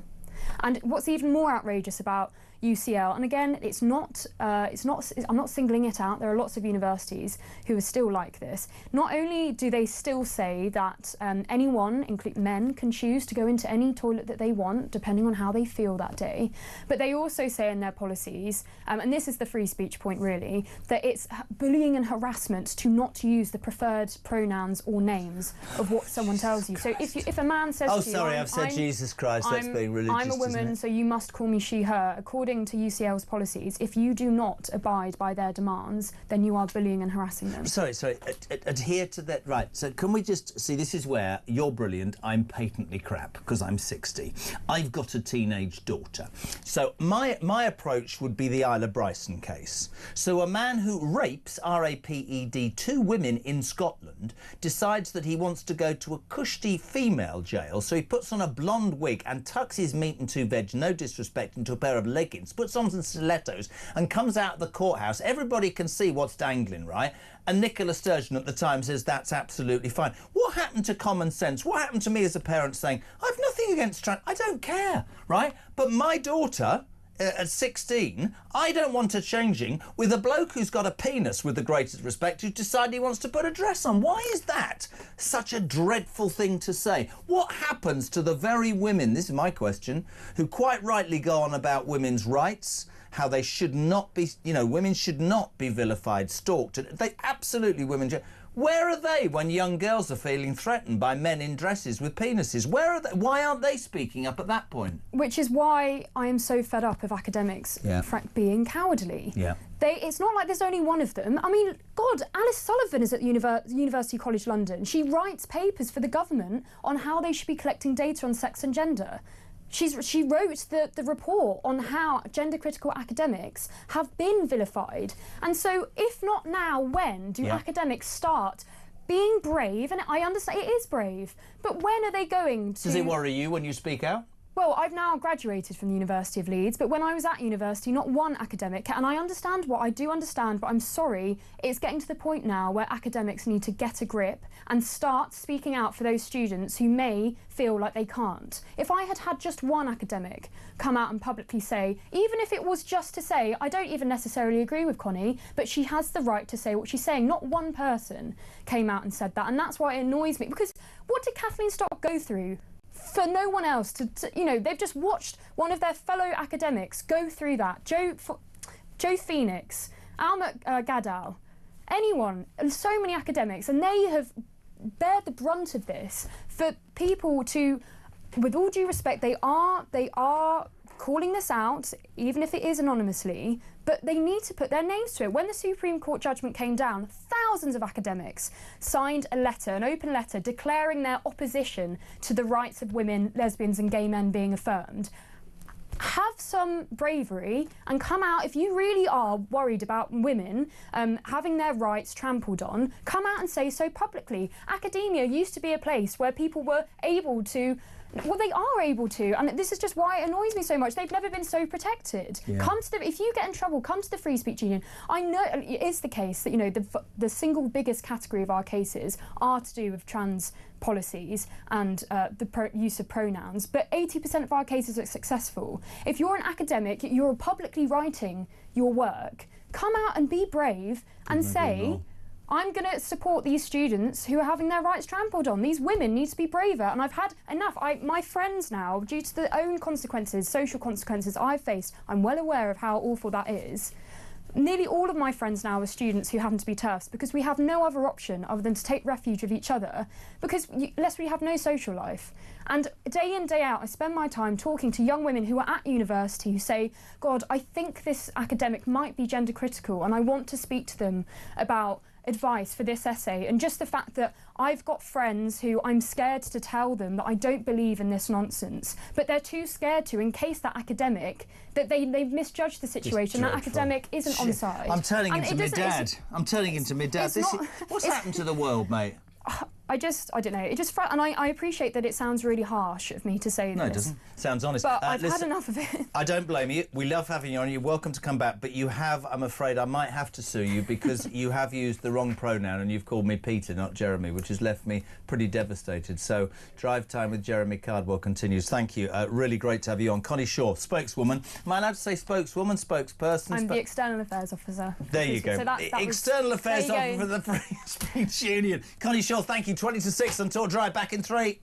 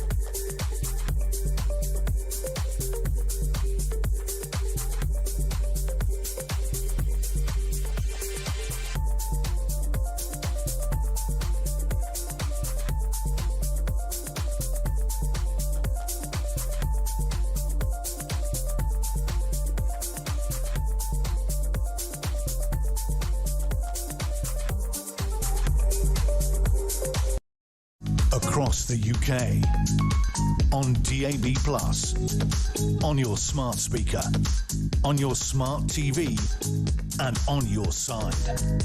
This is Talk. About 19 minutes to 6. Thank you to Connie Shaw. Thank you to Sarah Pochin. This is the man who made all of this possible. This is the man who's arrived. Are you all right? Mike Graham is in the studio. What's the matter? No, because there's something in my ear and I don't know what it is. It's me. It's you. That's what it is. Very nice to have you here. So, we're not ready with our announcement, Good are we? afternoon. No, but I think we're going to make it tomorrow morning. Big announcement. Big announcement tomorrow morning. Are you able to join me on breakfast tomorrow? I can't come in. No, you don't need to come in. I come in on Zoom, But if you could zoom in, that would be great. I shall zoom in. We'll do that. So stand by for a big announcement. MG and JK tomorrow. Yes. Thank you so much indeed. What an astonishing day. He's really busy today. It is really busy. And we've been talking about Farage from the get-go, really. Yes. And some of the response is extraordinary. Have you seen the tweet from John McDonnell, Jeremy Corbyn's ex-mate? Yeah. Welcome to England under reform, where children are locked up for asking to live in safety. This isn't the England decent people who raise the flag or fly or sing the anthem for. Right. The question is whether people will wake up to the pit our country is being dragged into. I would respectfully suggest his government is dragging this country into a pit. Mr McDonnell, of course, a friend of the IRA. Yes. So I don't think he's got any business talking about the safety of children because the IRA used to blow children up. And he used to be in great support of their cause. So we can scratch that one off the list for a start. And also, I accept that other countries have it bad, but what about the children of England whose parents can't afford to pay bills or put food on the table? The children of England who are being raped and molested and attacked by some of these men who are coming into the country because we don't know who they are. The Conservative Party, I'll cut straight to it, said only Kemi Badenoch and the Tories are doing the real work needed to end this scourge, with further details to be announced shortly. It's been a year of announcing details, and bugger all has happened. Are they having a laugh? They've been in power for 14 years. Yes. The boats started coming over in 2018. They didn't lose an election until 2024. That gives me 6 years at the very least, minimum, when they could have stopped the boats. I take the point that they were stopped from doing a lot of the stuff by the Labour government, or Labour opposition, I should say. But I think the trouble is nobody believes the will, word. was there? There wasn't the will, no. Rishi Sunak admitted, didn't he? I should never have said I was going to stop the boats because I knew I couldn't. Yes. That's what he said. Brilliant. Labour, Housing Minister Matthew Pennycock, said Reform UK's plans relied on other countries accepting it. He says it will stoke anger dealing with this issue. Oh, yeah. Well, they've already done a deal with Iraq, which is another country that's accepted to have people back, Albania. So Labour are actually doing that, but they're just not doing it quickly enough. I thought about Farage today. It was proactive, not reactive. I thought it was radical. I thought it was brave. And whether you agree with him or not, there is finally a politician, Mikey, standing up like Trump did in America and saying, listen, I'm listening to you. I understand the vibe. I understand what's going on. this is what I'm going to Yeah. do. Might fail, because he's going to get a lot of crap, isn't Yeah, he is. And in what world, as we were saying earlier today, does asking people who are coming here illegally not to come and telling them that if you do come here illegally, you're going to be prosecuted and you're going to be deported? It's not rocket science. It's not a controversial view. It's only a controversial view in the left wing of this country and on the BBC and Sky. They seem to think it's a controversial view. Why is it controversial? Like, I had Ivan Sampson. He looked to me slightly like he was accepting of this. We had a decent conversation, and he said it's up to the government to change the law. I put to him, the guy endorsed it. Bournemouth, the guy stuck his hands down the back and the front of that girl's tracksuit bottoms, and the judge went, "Oh, you can stay. You've had a hard upbringing. You're a rapist. You should be in jail and be deported." Yeah, exactly right. We don't need any more criminals in this country, right? We just don't. And I accept that we've got plenty of our own, and that's fine. Nobody's saying we don't have any criminals of our own, but we don't need any more. I think they've been put on notice, foreign criminals. Anyway, we've only got 5 minutes and I want to go with main story. Go on. I didn't get to speak to you yesterday, but the most unedifying pictures of my life. When I first saw pictures of Ange yesterday... Yeah, in a dinghy. With a tattoo, a vape and a bottle of leaf-round milk, I thought she was trying to get back into the country in Dover. I know. You named her as the new... the Minister for Housing herself. Herself, yeah, because that's exactly what she's doing. But there's a more serious aspect to it today, because today it turns out that she's claiming that her main residence is the one in Ashton-under-Lyne, which is up in Greater Manchester, right? Now, if she actually admitted that that's where she spent most of her time, that would be fine. Yes. But I don't think that's where she does spend most of her time, because surely she spends most of her time in the Grace and Favour mansion in under Admiralty Arch. Admiralty Arch, which is literally a stone's throw from Downing Street, where she must go every single night when she's in London, unless she's obviously on a trip to Ethiopia. Or one of the, quite a lot. Did you know there's her own stock exchange, the Ethiopian Stock Exchange? She didn't go to the... She did. She was there. She's right to dig out the video. She's like, I've been to the Ethiopian Stock Exchange. Get that video. It's I've been fantastic. to the... She can't say Ethiopia. It'll be in the system, but she keeps saying it over and over and over again. I mean, it's just extraordinary. And even then, she now has the temerity to say that she wants to buy another flat down in Hove, which is quite a long way from London. Where did she get the mortgage from, 800 Well, grand? that's another question. Nobody's very sure. Very, very interesting. And what's going to happen to Rachel Reeves? Is she going to sue her? Because this whole government said she can't have second homes, you bunch of successful people. Well, this is the thing, right? Because if she admitted that the Grace and Favour place was her main residence, she would have to pay the council tax, right? But because she says that it's not, guess who's paying the council tax? Us. You and I, yeah. And so she's not paying a much bigger council tax, because it would be quite high there, in order to pay a much smaller one up there in Manchester. Are all politicians themselves the same? I think there are one or two who are actually quite, shall we say, virtuous, but most of them make an absolute fortune on the side, either running a business or doing a bit of lobbying on the side, or just claiming expenses they shouldn't be able to claim. To go to Ethiopia? To go to Ethiopia. Wasn't the greatest picture in the boat, though? I thought it was that ex-MP she was supposed to be seeing, the ginger one. He was quite weedy looking, doing the paddling. Well, she had a paddle at one point. She had one of those coats on that said, you know, when they get off the beach, they do it where I live, that's super dry. It's a dry robe, People that get in the sea at 4 o'clock. We had a guy actually rang in and said, you know, it's one of the worst things I've ever seen, because it's camouflage on the outside and hot pink on the inside. Looks ridiculous. I don't know what to say to that. Dry robe. Thank you. I don't know what to say to that. That's I don't think it was dry on that day. Yes. Because it's not easy in the sea. It's not easy, yeah. Meghan Markle says she wasn't authentic when she came to the United Kingdom in another swipe. I agree with her. There's a shock. Yeah, I agree with her. She wasn't authentic. She's never been authentic in her life. I mean, what is authentic about Meghan Markle? She's now doing a show in which she basically adopts a load of friends who didn't know her 10 minutes ago. So she doesn't cook anymore, anyway. And they cut pieces of bread up. I still can't recover to the fruit thing if you've never seen this before. The fruit thing, yeah. Doesn't it? I'm making a fruit plate on a Saturday. It just makes you feel so good to cut up melon. I know. It's just ridiculous. The woman's a ridiculous... I was shouting at the television, I don't want to see your melons, and then my wife hit me over the head. Yeah, well, this is what happens. Thank you. You're going away, and we have a little bit of an announcement. We have a big announcement tomorrow. Yeah. I've got the dubious honour of doing breakfast. Yes, you've drawn the short straw. I'm slightly worried that I'm going to mess it up. I don't think I've ever been more worried in my broadcasting career. Absolutely not, no, because the show is running on rails now. Can I just say Ethiopia all the time? Just keep... what you'll do is Christian will just find you a load of old videos, right, which we do all the time. So whenever Rachel Reeves' name come up, Richard III, you play the video where she says, I'm an economist, you know, I went to London School of Economics, I studied economics, because people like to see the old stuff, because if you haven't got anything new, you know, you just remind people. Starmer, again, we found a video today of Starmer just before the election when he was campaigning, and he said any party that runs this country into the ground, that makes it worse when they're leaving, when they've been in for a while, than when they started, should be thrown out of office.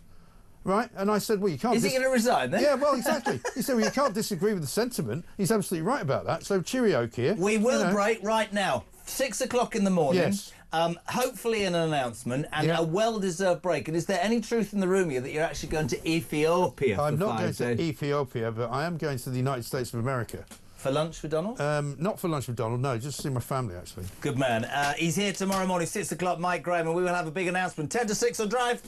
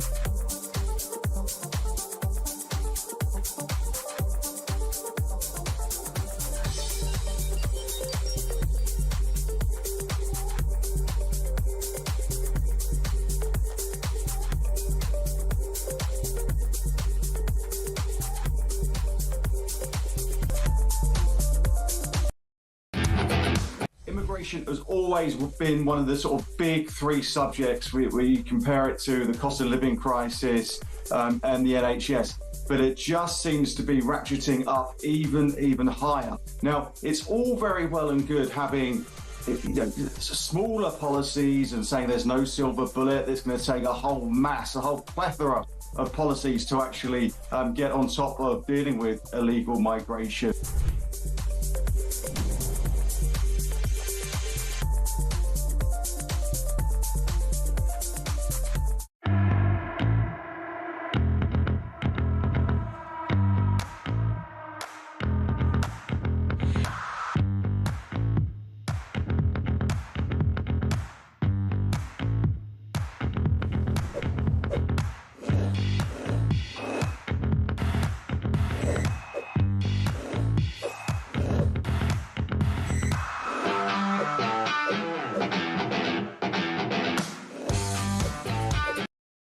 Across the UK, on DAB+, on your smart speaker, on your smart TV, and on your side.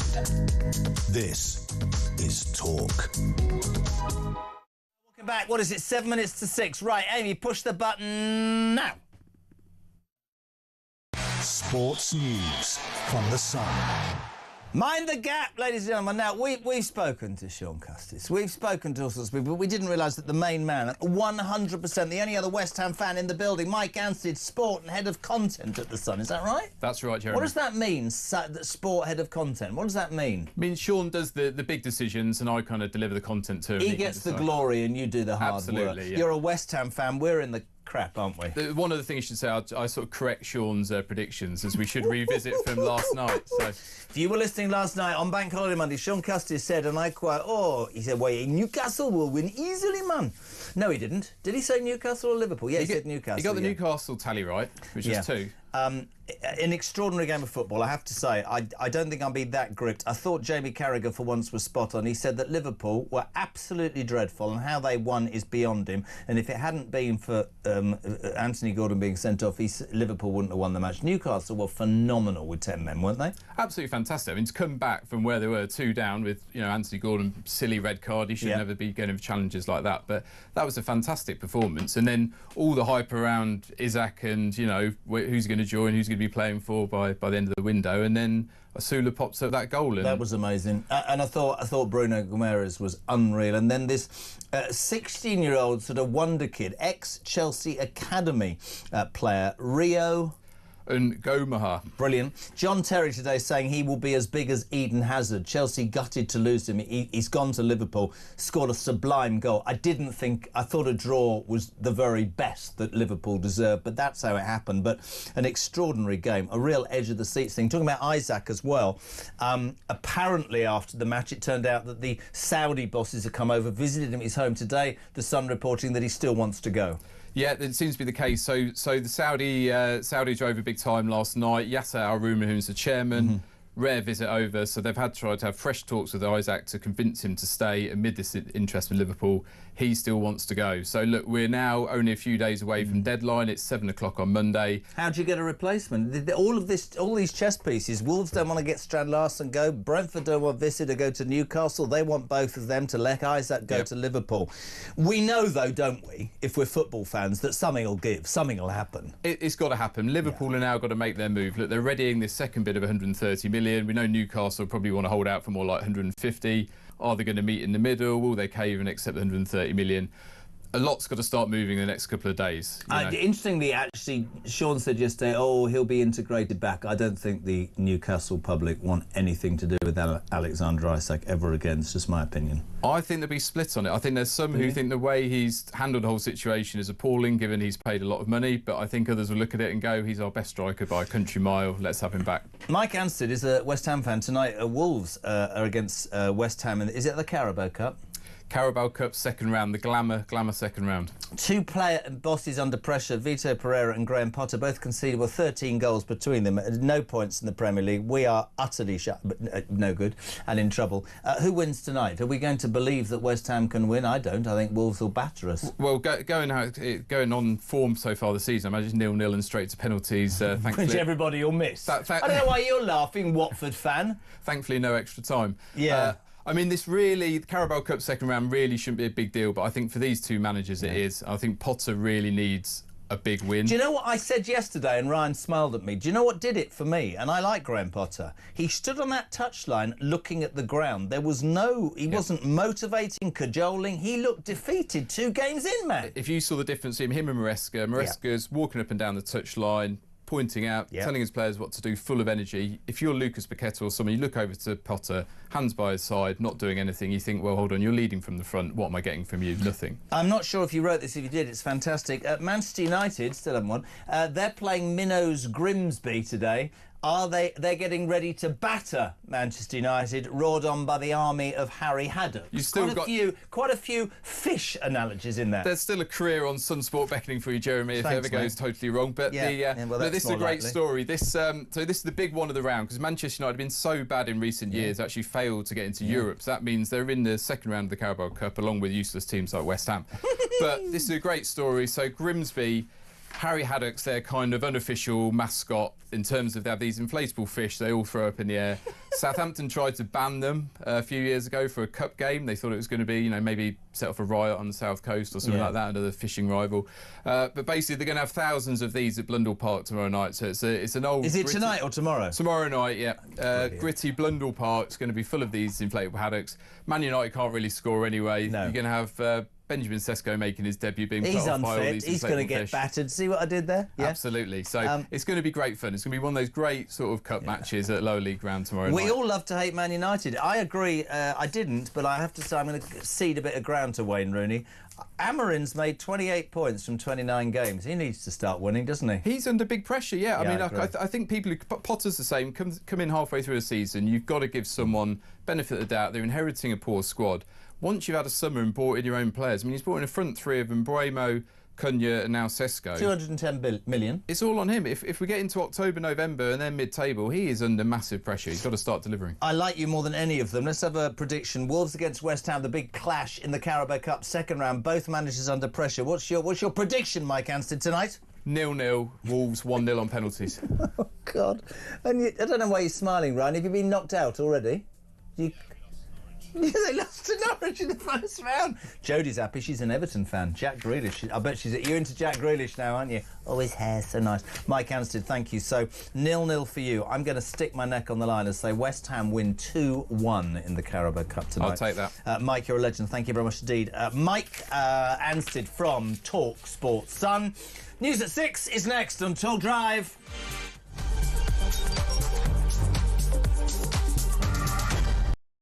My message to people smugglers is this. I think smashing the gangs is a deterrent. Smash the gangs. Smash the people smuggling gangs. People schmiggling puns. He couldn't even smash an avocado for a piece of toast. Or the people... What would that... The people... I think smashing the gangs is a deterrent. Well, it might be if you smashed any, if you found any. The people smash... Those... The smash... And he hasn't smashed anything. I mean, literally all he does is he smashes records every sort of couple of weeks, where more and more people come in a period of 24 hours. Smash the gangs that are running this vile trade. You're never going to smash the gangs. That's something that basically is impossible. The gangs are like the Hydra. You cut the head off and another two grow. So I did write to ministers and say that I wasn't convinced that smashing the gangs was the right sort of way of thinking about things. We will smash the gangs that undermine our security. Keir Starmer has just tweeted 15 minutes ago. He says, I know you're angry about immigration. I get it. We will smash the people smuggling gangs at source. Maybe I'll just read it all in his accent, shall I? There is no return to freedom of movement. We have left the EU.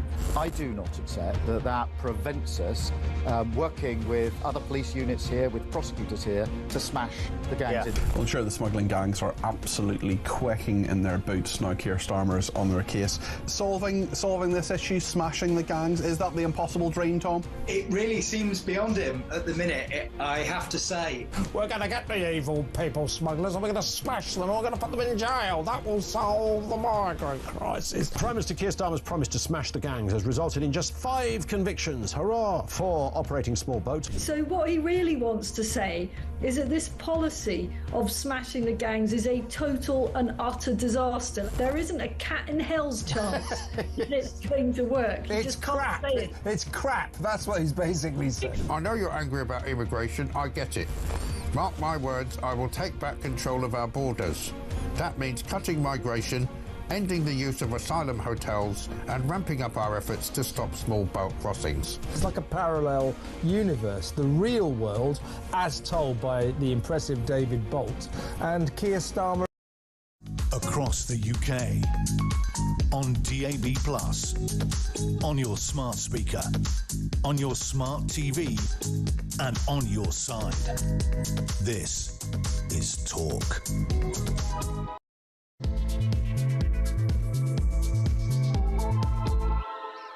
Lucky people into the final hour of Drive for... Is it Tuesday, Ryan? Yeah, it is Tuesday. Thanks for tuning in. 0344 499 1000 is our telephone number. Text to 87322. Start your message with the word talk. The news dominated, of course, by that rather, well, brave, some would say, reckless, others would say, proactive, some would say. Nigel Farage earlier today outlining what he would do if he became Prime Minister and pledging to deport 600,000, yes, 600,000 illegal migrants in his first term. He said that any migrants arriving illegally, including women and children, would be arrested, detained and deported with 5 flights a day leaving the United Kingdom. He said that if he won, he'd set up a new deportation command with a migrant identification centre to track down, detain and get rid of illegal migrants. And he says they would aim to create capacity to detain up to 24,000 illegal migrants and that the detention centres would not be glamorous, sophisticated or nice, and that would send a message to anybody and everybody. Let's have a listen before we get our next guest on. Let's have a listen to what he actually said about stopping the boats earlier. This is Nigel Farage. The only way we will stop the boats is by detaining and deporting absolutely anyone that comes via that route. And if we do that, the boats will stop coming within days, because there would be no incentive to pay a trafficker to get into this country. If you come to the UK illegally, you will be detained and deported and never, ever allowed to stay. I haven't heard a British politician speak those words. 0344 4991 further. He then, 4991,000, he also went further and said that this is why now he and Reform favour mass deportations. Have a listen. The political impossibility was deporting millions and millions of people, and that's where the argument had gone. We had a situation, a political difficulty within Reform UK. This does happen to parties. They do have difficulties and problems.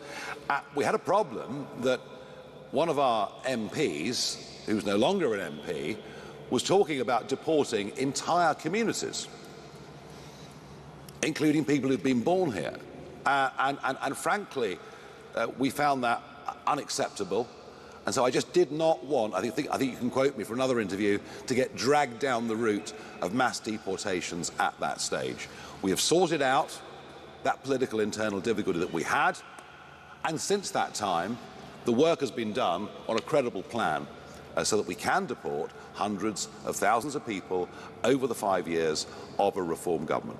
6:05, loads of response from across the political spectrum. Labour's housing minister, that's interesting, nobody to do with the Home Office then.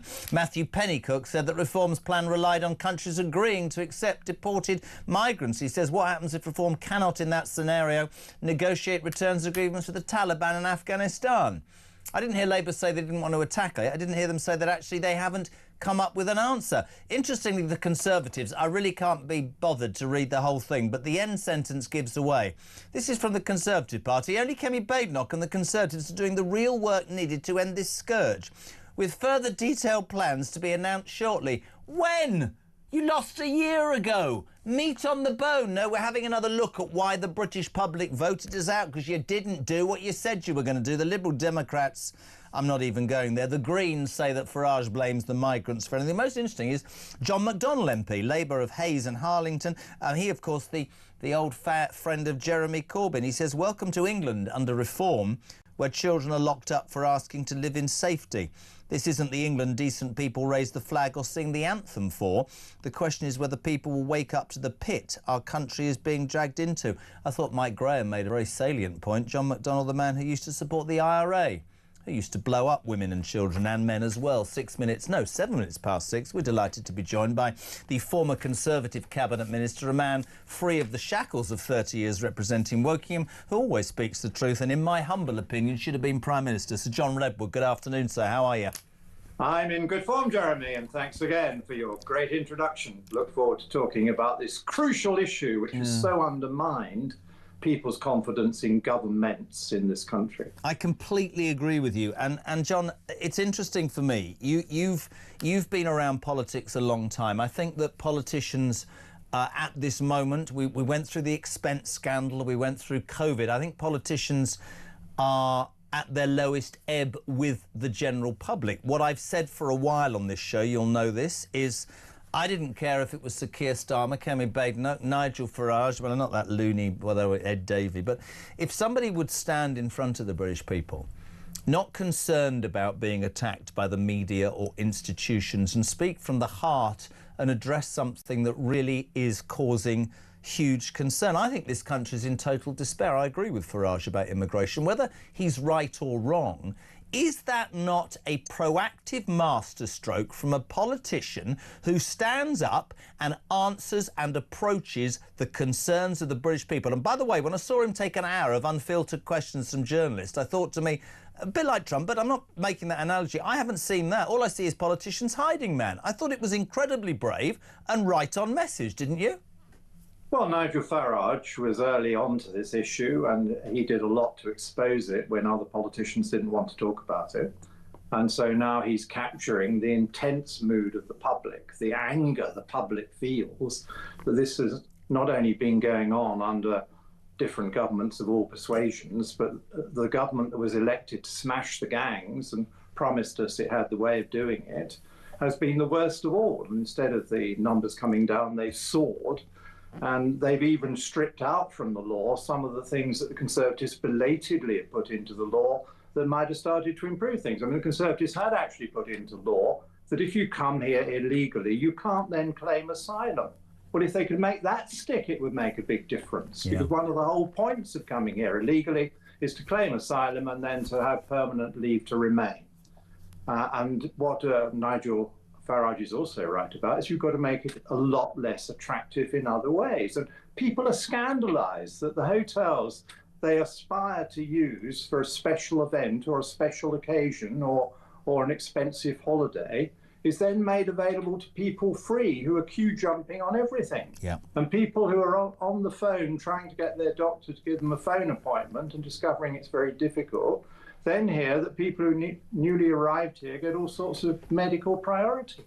And that's why people are so angry. That's why people are now putting the flag of St. George and the flag of the Union over bridges and on lampposts and so forth. They're saying, we own this country. Government, will you speak for us? Yeah. You're meant to represent us, not the illegal migrants arriving on a boat, which you seem to treat better than us and spend so much money on.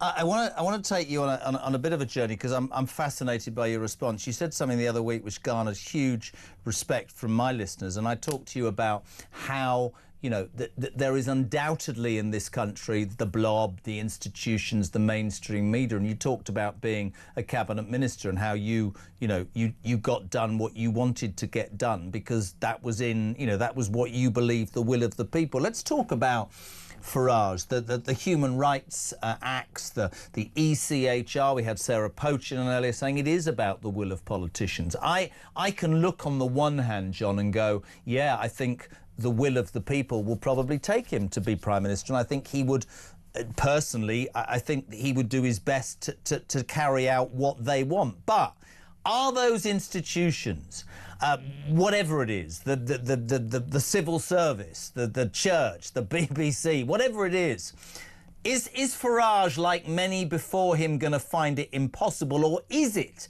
Is it more about the man or the woman and the gumption that they have? Because Boris Johnson turned out to not have that desire that I think a lot of people hoped.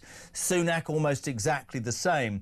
Do you, as a politician now retired, see that in Nigel Farage or not? Well, we've got 3.5 years to go, and I think it's still very difficult in such a febrile atmosphere where parties can lose 10 or 20% support in a few weeks to know what's going to happen come the next general election. But how difficult would it be to implement the Farage programme? Well, it would be extremely difficult to do that because there would be huge amounts of advice. Lawyers would descend and say you can't do this for all sorts of reasons. The Foreign Office would say they couldn't negotiate the deals. And I think the biggest problem with the Farage plan is really the essence of it, is sending people to foreign countries. You can't just take them there. You do need an agreement with those countries, as Nigel Farage has rightly identified.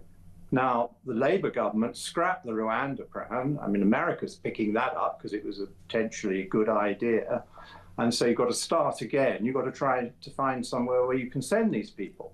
I mean, the backstop for Nigel Farage, he's saying, is Ascension Island. Well, I know Conservative ministers looked at that, and there was a whole barrier of advice that it was very difficult to get all the things in there. You wouldn't be able to build it on time. It would be enormously expensive.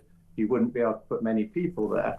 So you would have to have a new Prime Minister with an awful lot of willing MPs who believed in that Prime Minister, prepared to say to the officials, we don't accept this, and if you don't do this, we're going to find a private contractor or some other means of doing it. If we went forward 4 years, one thing that actually somebody said earlier, which I wanted to put to you, my brain's all over the place, but actually they said that Starmer's problem is, of course, that the Labour Party is so divided. He included so many people into his big tent that he spends his entire life pleasing that person, to buy that person, to placate that person. The Tories have always been that split between Europe and the green issue and whether they should be strong.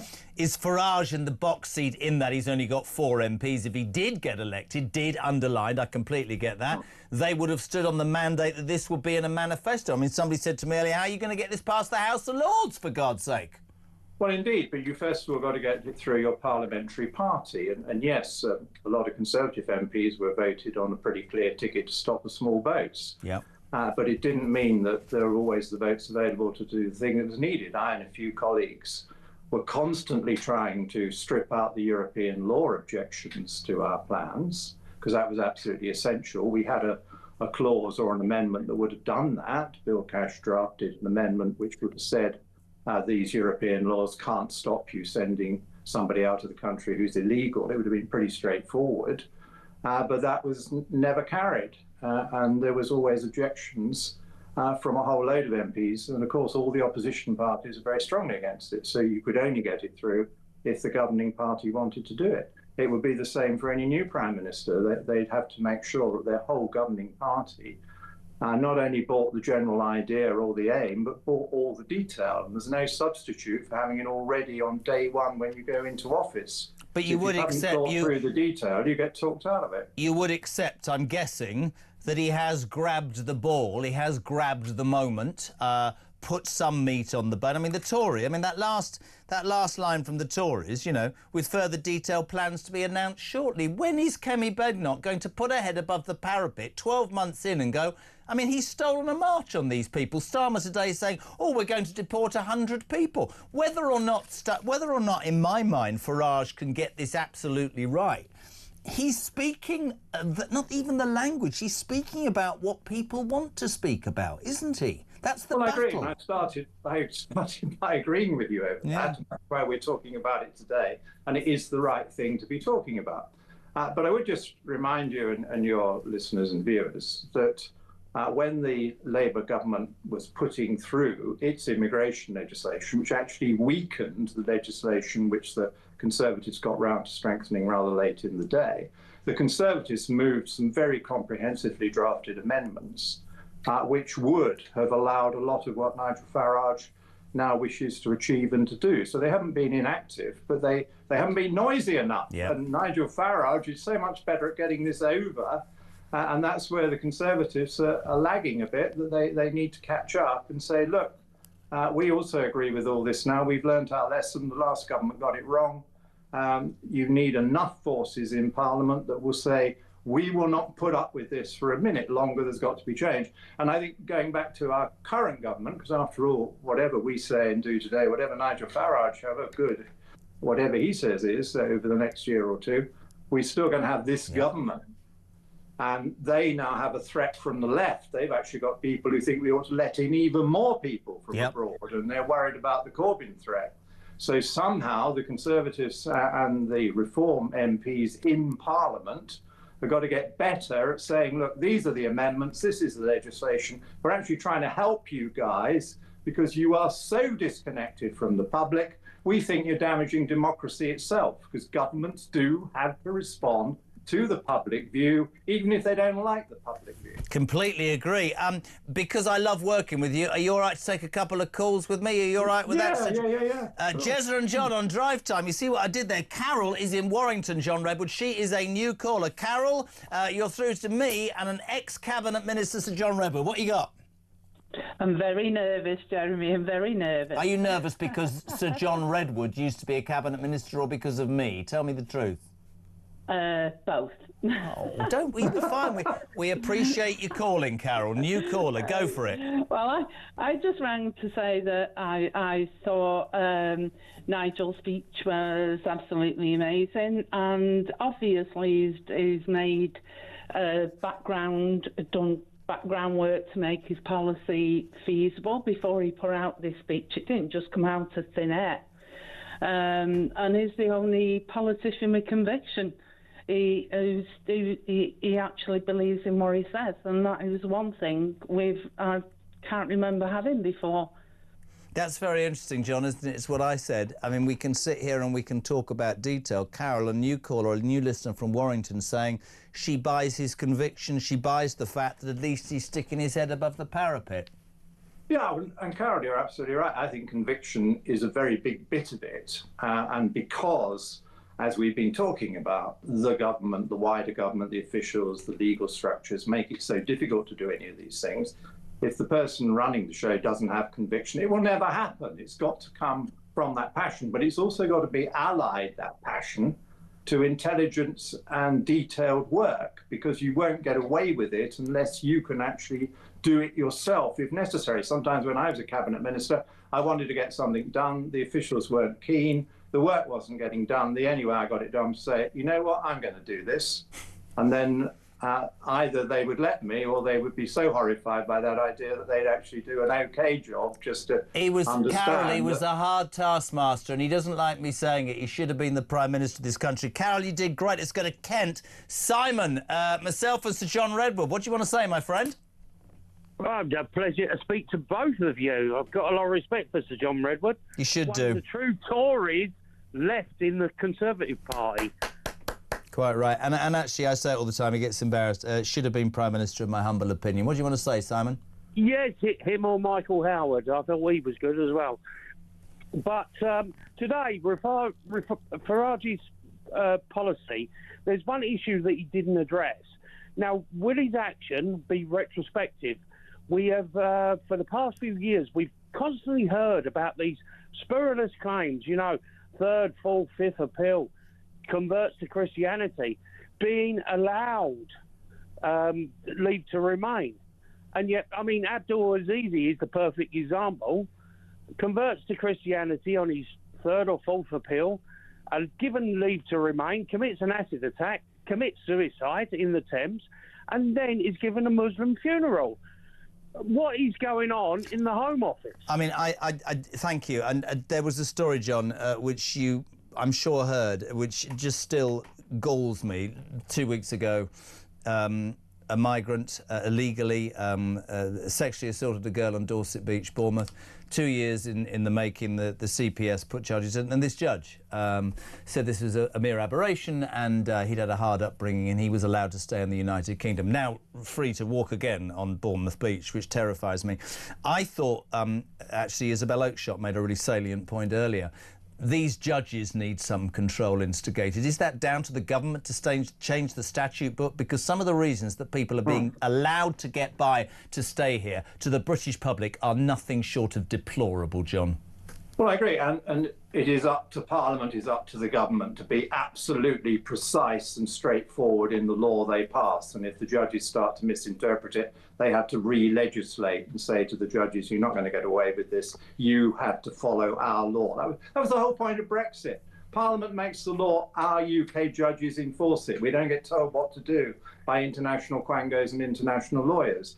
And we shouldn't deviate from that. And again, I mean, a Conservative proposal which Labour turned down recently for that legislation, said that there should be cases of people having been granted indefinite leave to remain, which you reverse on reflection because of their conduct, particularly if they become criminals, for example. And that was a very good measure. I'm sure Nigel Farage would support that as well. Oh, government, listen. This is what the public want. Yeah, couldn't agree more. Simon, thank you. Right, so John Redwood, I don't want to put you on the spot, actually I do. Two final things. Yesterday, probably one of the most unedifying sights I've ever seen was Angela Rayner, not in Ethiopia, but in a dinghy coming up Thames, well, not up Thames, in sea near Hove, with a bottle of Lambrusco, a tattoo and a vape. Angela Rayner, the darling of the trade unions, the woman from up north that talks for the working people, now has 3 homes and seems far removed. In fact, Mike Graham has named her the Minister for Housing herself. What is your take on a government that made a massive thing about how all these rich people shouldn't be allowed to leave London and have second homes and live on the coast and, you know, make sure people that locally weren't able to, well, they were homeless? What's your take? The hypocrisy is appalling, Sir John Redwood, isn't it? This government made a big thing about how the Tory boys had their noses in the trough. This lot are as bad, if not worse, aren't they? I think this is a very bad look, as you rightly point out, and from your selection of pictures, which are a bit unfair when somebody's trying to let her hair down and thought she might be enjoying a bit of privacy. But no, it's a very bad look. And I remember when I was a cabinet minister, I mean, I had a house in my constituency, which I tried to get to as often as possible, and I had a flat in London because I often had to be there to do my duties. I wouldn't have thought it at all possible to have a third place somewhere completely unconnected with either the constituency or London, or have the time to go to it. When you're a cabinet minister, you're working most of the time. And you have to choose whether you're working in London or in the constituency. And in my case, I wanted to be in the constituency a bit more often. So that's where the family was. It's probably easier if you have the family in London. Yeah. But there is no time to have a third property and go and spend weeks relaxing in it. Couldn't agree more. Now, this is never going to happen to you again on national television and radio. Sir John Redwood, former cabinet minister, we have some breaking news. Please zoom in on him. Taylor Swift has just announced her engagement to NFL star Travis Kelce on Instagram. Sir John Redwood, do you care? I wish them happiness, but it's not top of my priorities. We love having you on, Sir John. Thank you so much indeed. He is a legend. He'll always be on this show while I'm here. Sir John Redwood, former cabinet minister on Talk Drive. 6:25. Yes, that breaking news. Taylor Swift. Are you a Swiftie? Joe, were you a Swiftie? Are you excited that she's getting in? Yeah. She needs to stop singing about her exes now. She's got herself engaged to Travis Kelce on Instagram. Bit of advice there from our Jude.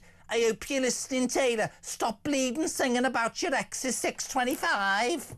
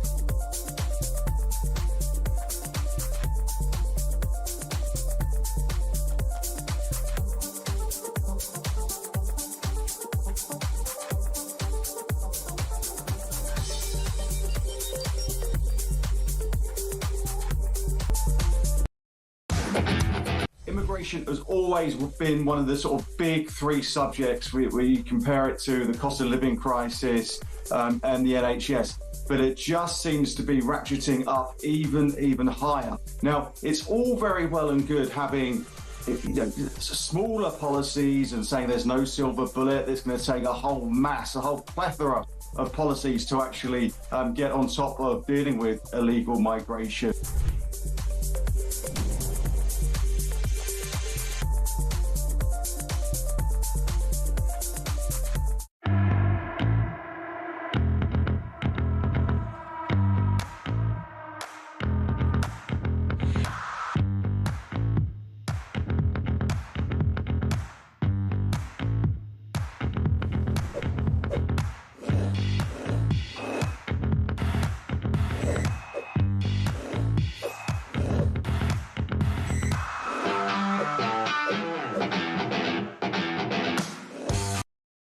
Across the UK, on DAB+, on your smart speaker, on your smart TV, and on your side. This is Talk. I love my producer, Ryan. He just went, right, let's get this straight. When you do the next segment, could you use clip 1 first and clip 2 second? I went, no, I'll do what I want. Anyway, we say, listen, there are parts of this job that I love. There are parts of this job that are, for them, very tedious working with me. But there's moments when I just think, everything's well with the world. What can I say? She's live in Los Angeles, the host of Kinsey Schofield, I'm feeling. Kinsey Schofield, I missed you, baby.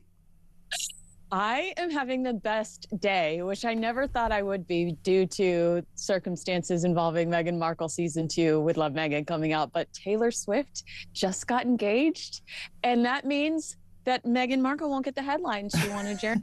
And am I right in saying that Meghan Markle said to somebody, she's such a...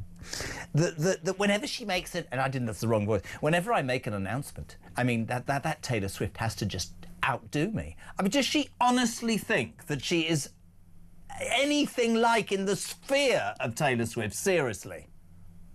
She does live in the land of Delulu, which, I mean, if you need proof, just watch season 2 of With Love, Meghan. But yes, it was Rob Shooter that reported last week that Meghan Markle's big Netflix moment, the release of her, maybe it was 2 weeks ago, the release of her trailer for With Love, Meghan 2 and the announcement that it was on the way, it happened at the same time that Taylor Swift sat down and did a podcast with Travis Kelce, which was so fun. And she was so authentic and open about some of her struggles over the last few years, and it was a monster when it came to headlines, and it really just kind of completely consumed all of the With Love Meghan season 2 headlines. And so it's like happening again, all over again, because all anybody wants to talk about in this town is this new power couple, Travis Kelce and Taylor Swift. You're so happy. So Meghan is in the firing line again. She's made yet another dig at the royal family after she claimed she couldn't be as vocal when in the UK. She said, I couldn't be authentic. No, Sherlock. Anyway, this is the Bloomberg interview. This is a clip. Pin back your lug-holes, peeps. You'll love this. This is Meghan Sparkle on Talk. Is there an inherent tension in trying to be relatable while also being a duchess? No, I don't find... I'm just being myself. So I think probably it was different several years ago, where I couldn't be as vocal and I had to wear nude pantyhose all the time. Let's be honest, that was not very myself. I hadn't seen pantyhose since movies in the 80s when they came in the little egg. That felt a little bit inauthentic, but that's a silly example. But it is an example of when you're able to dress the way you want to dress and you're able to say the things that are true and you're able to show up in the space really organically and authentically. That's being comfortable in your own. Sorry. Now, Kins, you know I love you, so just bear with me on this. Relatable and a duchess. I thought you didn't want anything to do with the royal family. I don't think you should be a friggin' duchess. Pantyhose. What's that? Sorry? What is pantyhose? They're tights, but let me just say, this is a Bloomberg. This is supposed to be a business interview. Talk to me about why you don't have enough inventory. Talk to me about, will we ever be able to find your product in supermarkets? I don't want to hear about the Duchess drama. I mean, Meghan is still moaning about not having a voice or being able to speak. The reality is the royal family gave Meghan the platform she has today. She would not have the opportunity she has in 2025, Rosé, Netflix, if it weren't for her proximity to the British royal family. It would be nice to hear her acknowledge that blessing. Having said that, she has been free of this invisible gag order for the last 5 years now. And I cannot think of one valuable thing she has said. You know, what were these mysterious strangers holding her back from sharing? Because all we've heard are her complaining about over-sexualized Austin Powers movies since she left the British royal family. And pantyhose. Yes, I mean, sorry, I don't know what pantyhose is, but Jodie went, it's sheer tykes, Jez, it's sheer. I mean, what is pantyhose? You can't use the word panties with the word tights, can you? They're tights. Well, I thought that this whole anecdote about pantyhose was ludicrous. You know, this is a story that she's using. She's trying to tell us how suffocating it was being a member of the British royal family, this tight underwear, and how she feels, you know, like she's in a straitjacket. I mean, she was a very brief member of the British royal family. Great word to use when you're talking about panties, brief. I like what you did there. See, that word, that'll be on Jimmy Kimmel. Thank you. But you know what? The irony is here that she waxed poetically about loving Sarah Blakely during her Confessions of a Female Founder podcast, the founder of Spanx, tights, pantyhose. Like, so saying that they're so from the 80s, you just sat and kissed the butt of Sarah Blakely on your podcast, who's the founder of Spanx. You've done it again. You've done it again. A listener's just pointed out to me, you said waxed lyrical when you're talking about pantyhose. You see, you've done it again. This is getting better by the minute. She is so insufferable, man, isn't she? She is lying, JK. I found an article from Harper's Bazaar 2018 that talks about Meghan at the Hamilton performance in London where she's not wearing tights. And there are a slew of other examples of Meghan not wearing tights as a member of the British royal family. Why are you still complaining about this? Also, when you think about it compared to the racism allegations, which neither you or I believe, we don't believe them, but doesn't it make you sit back and go like, wait, why are they monsters? Because they're racist or because they asked you to wear tights? They just don't even compare. I think the thing for me has always been and always will be, and I've said it many times, and frankly, you know, it sounds flippant, but it's not meant to be. I sort of took my hat off to them initially. I thought to myself, because I knew from the old man what it was all about, you know, go. But the truth of the matter is, whoever you are and whatever your opinion, this couple have done nothing but trade off an organisation that they want nothing to be part of, and they have dissed for years and years. They would have had my ultimate respect if they'd gone to Montecito and lived there and not had anything to do with the royal family, but they haven't. She says, the question from Bloomberg, is it possible to be relatable as a duchess? I wouldn't even give her the opportunity to be a duchess, and part of an organisation she does nothing for and makes a living out of criticising. It's beyond me. Let's talk about this bloody trailer as well. Latest Meghan season arrives on Netflix. It's With Love, Meghan. I have never recovered from seeing her prepare a plate of fruit on a Saturday when she's so nice to do things for people like cut up my melons. This is the new With Love trailer, and please don't keep the camera on me because I might throw up. Here you go. I love the idea of spending time together. Hello! And finding new ways to show people you care. Look at that. Oh my gosh, I could do this every day. Let's get creative and learn something new. Nicely done. I don't know what's happening. I'm so glad you came to show me how to do this. Is this working? Today's about getting out of your comfort zone. I have no idea where to start. Everybody should have one of those at home. You think so? This is one of the most joyful days. So comforting. Very comforting. Often what I want to make are things I want to share. This looks fantastic. There are easy ways to show up lovingly. That actually is giving me goosebumps. That is so lovely. I don't know what to say. What's given him goosebumps? Her handling pottery that she looked like she's making a penis. I mean, really, what in the name of the Lord are we even talking about this tripe for? It's rubbish. It is rubbish. I mean, it's just basically a glorified rerun. But look, you know, I want to go back to the Bloomberg interview for a second. Meghan leans back into her, well, no, it has to do with Netflix. Meghan leans back into this royal grievance, you know, in the interview, in the drama with the royal family, in her pity party cell. And if I were Netflix, Netflix knows, because the only commercial success they've had with her is one of her pity parties, their first series. But if I were Netflix, I would be angry that a far more personal interview was released on the same day as her streaming program, where we hardly get any insight into Meghan's private life with Harry. And it's not her house, and they're rented friends, and if you expect people to think you're relatable by going, oh, let's try something different today, let's fondle a different size or shape of bread. I mean, really, to God, there's people in the world suffering, and that odious. I'm with you, but you will have forgotten something that made the British press, and almost every single person that I spoke to who saw it said you are spot on. I said to you a couple of weeks ago, why the bloody hell do Netflix play this game? And you said they're playing the long game, the marriage will end, and they are putting themselves in pole position to get the exclusive from her when it's all over. You told me that this deal is almost about keeping her sweet. I guess you stand by that, because I think it's spot on.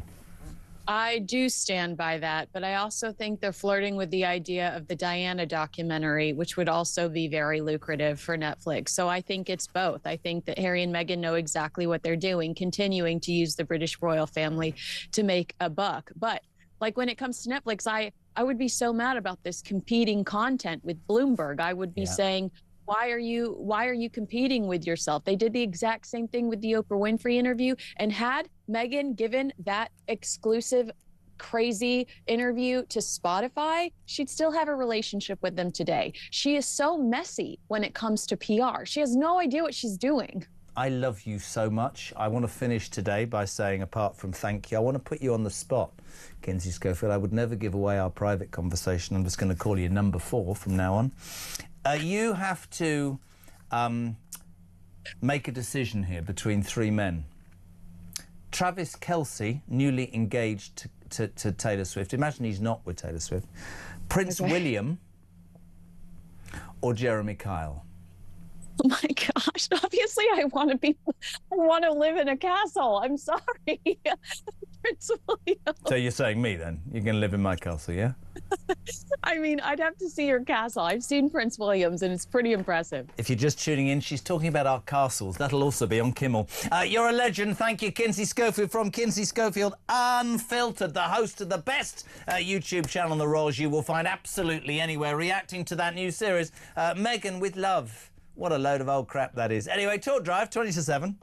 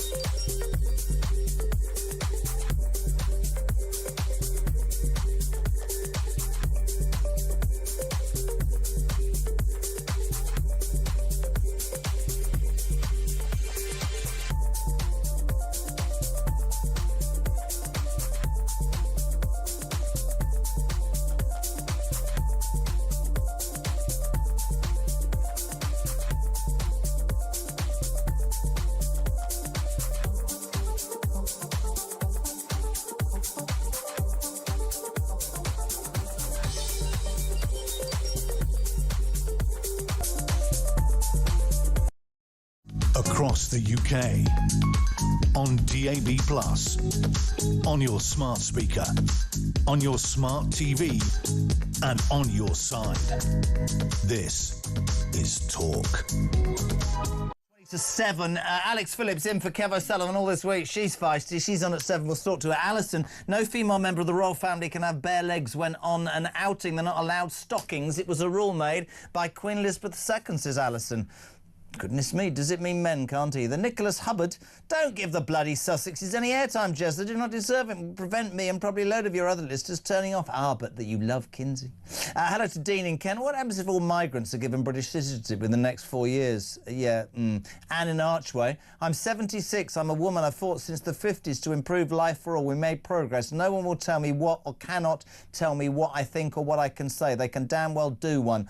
Sarah, Farage might fall by the wayside, but Reform has found its next leader and potential Prime Minister, says Jeff in the EC. OIC, EC1, Sarah Poaching. Great show, says Nick in Devon. Bravo for Farage, a great policy. But what worries me is the Tories and Labour will move in the same direction to save their seats. And so, when the election comes, they will be more credible and perhaps the electorate will forgive them. Perhaps the economic situation will seal Labour's fate. But the last Tory government disaster must not be forgotten. And finally, Francis from Kent. Nigel Farage doesn't need a script. He doesn't need to see questions before he is asked. He doesn't need notes. Why? Because he speaks the truth. He speaks from his heart and he sees clearly what the British people have seen through their eyes. No smoke and mirrors, no lies. He's exactly what this country needs. Strong leadership, no nonsense, determined. He will deliver his policy. Mark my words. 0344 499 1000. It's been a while. The females on floor 17 are smiling again. The return of the night news editor.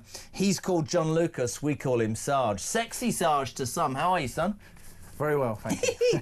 So Will Barker was, he's getting all this credit, I'm going to come on. And I think people in your department are beginning to get a little bit jealous, to be fair. Well, yeah, no, Barker loves coming on as well. Is he your boss? Well, he's more senior than me. He's not the boss. Not for long, though, to be honest. Not for long. Anyway, great to have you back. The first story tomorrow is obviously difficult because this is an ongoing story, but it's about a migrant. It's an ongoing case. Sexually assaulted a 14-year-old schoolgirl and tried to invite her back to his taxpayer-funded hotel 8 days after he crossed the channel on a small boat, a court has heard. Yeah, well, look, the bare facts of it is this is the case that started these protests outside the Bell Hotel in Epping.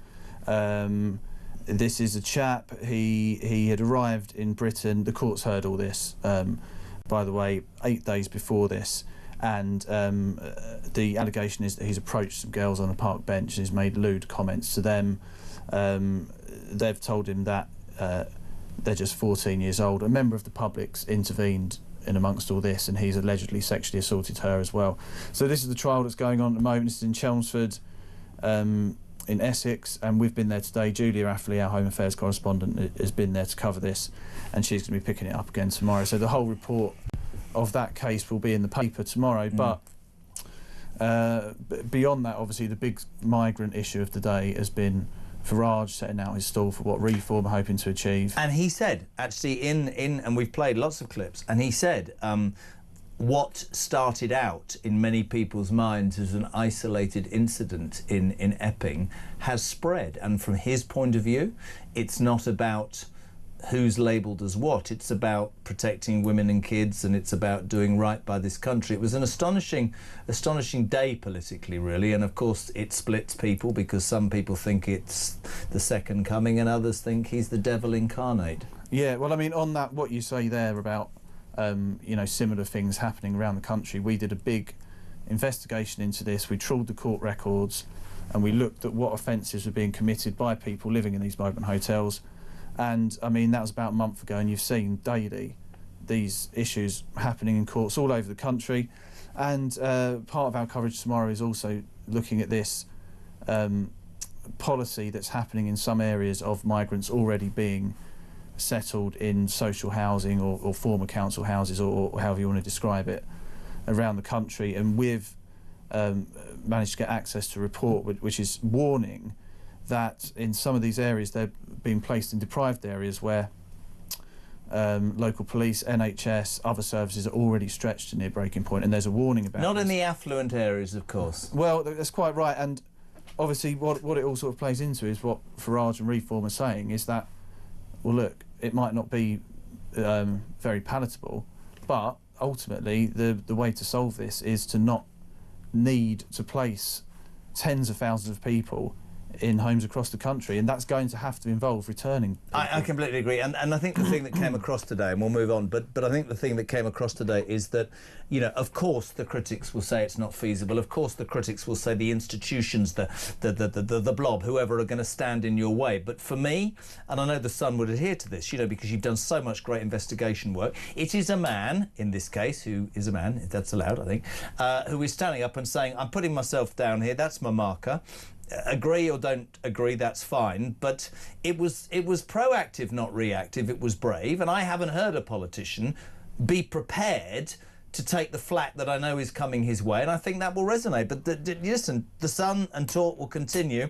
I never thought I'd go from Nigel Farage talking about the immigration problems to Meghan Markle as tights. Now, I just had Kinsey Schofield on. This is absolutely true. She did an interview with Bloomberg, for Christ's sake, which is supposed to be important, and ended up saying, I used to be restricted. That's not a very good impression, because I used to have to wear pantyhose. Are we playing? Let's just, not the whole clip. Can we just get the pantyhose bit? Have a go, have a listen.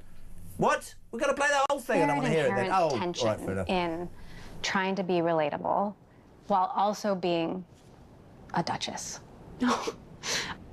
No, I don't find, I'm just being myself.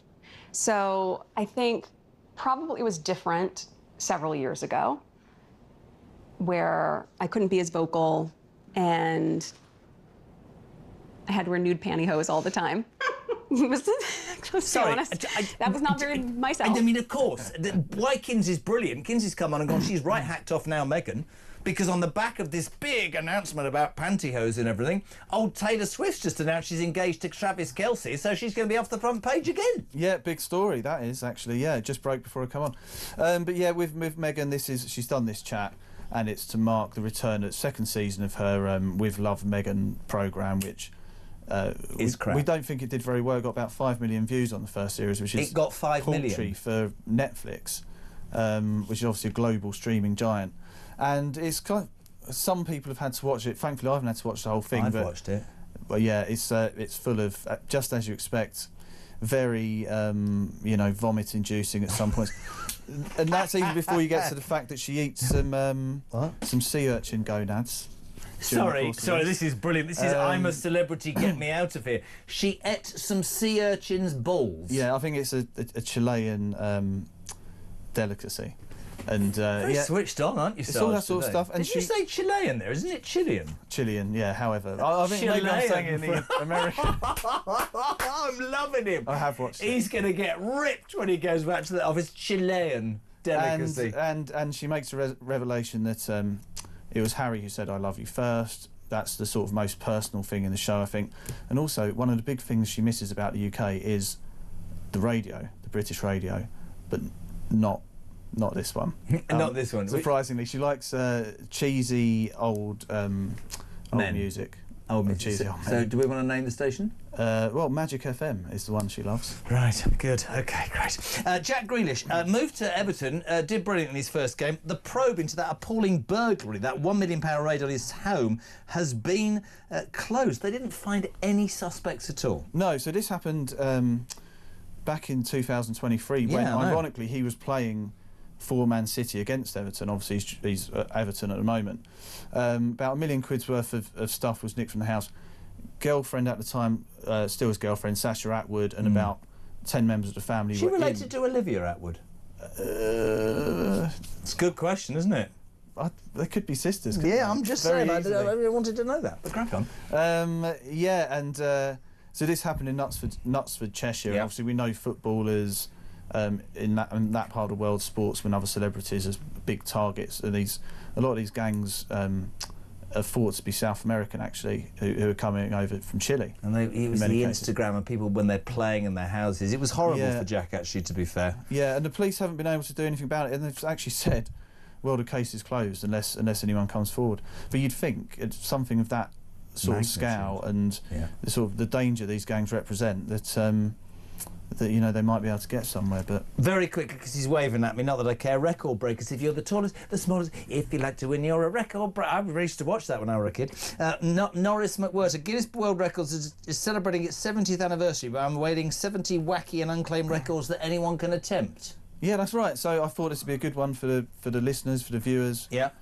To think about, what they could do if. How many times the most man's been married? How many kids he's got? No, nothing like that. It's not funny. No. But there's so what they've said is that it's 70 years. Yeah. You've got 70 ideas. Yeah. Who wants to come and do them? So you could do the fastest 400-metre sack race. You could do the furthest distance bottle flip. You could do the most whoopee cushions sat on in 1 minute.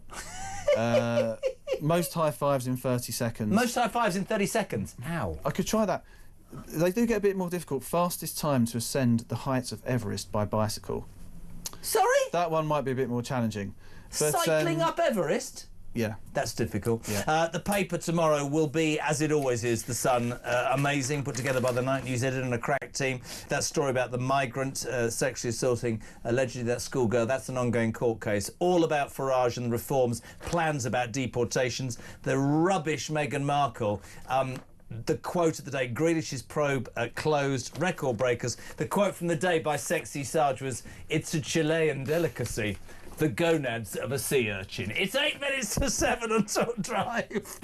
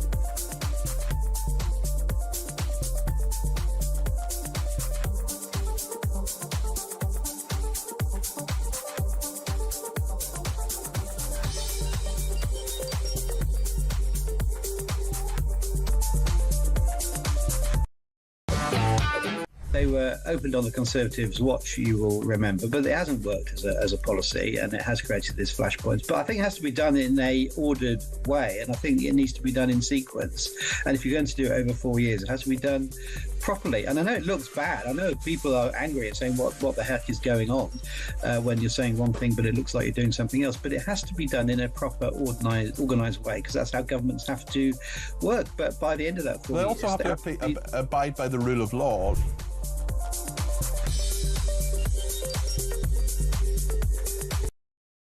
Across the UK, on DAB+, on your smart speaker, on your smart TV, and on your side.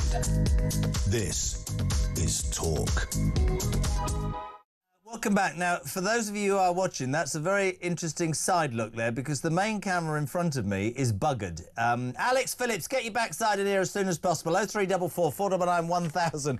I have got a breaking news story that is, without any shadow of a doubt, the most extraordinary breaking news story. You will have heard, peeps, you will have heard Nigel Farage put out earlier today his ideas of how he would deal with the issues in this country. He's made no secret of the fact that he would deport up to 600,000 people. There would be mass deportations for illegal migrants. He's going to get firm. There are going to be detention centres. The critics have lined up the Labour Party, the Tory Party, the Liberal Democrats. This is a breaking news story. You try reading it when the breaking news story is there and the camera's there.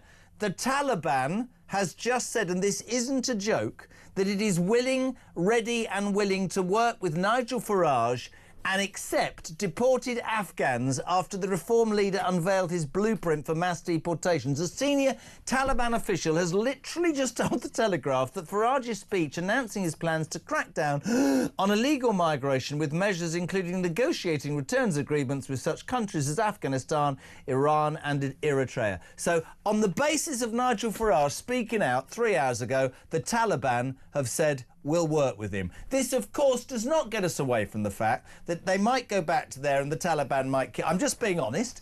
We can't look at the cameras. That one's buggered. Alex Phillips, you look wonderful. What, that's not working? That's not working. Oh, I go away for 2 weeks and the place is falling apart. Where have you been? I've been ill, mate. I've been ill. Yeah, I thought... What's wrong with you? Well, nothing now. I'm just rattling with pills, but I've been not well. What's been wrong with you? Are we allowed to talk about it? Do we have to? No, not at all. Are you glad? Don't laugh, lad. That's quite scary. You look very well, though, actually. You look like... Well, that's because I'm on all the drugs, isn't it? It's great. Great. So you're off your face, and that's going to be great. Off my face. Nigel, I love that. The Afghans, the Taliban's ready to work with him. Well, they know what they're doing. Look, at the end of the day, the Taliban have been trying to seek credibility ever since they took over control of Afghanistan. They want to get foreign aid into the country. They want people to recognise them as a government.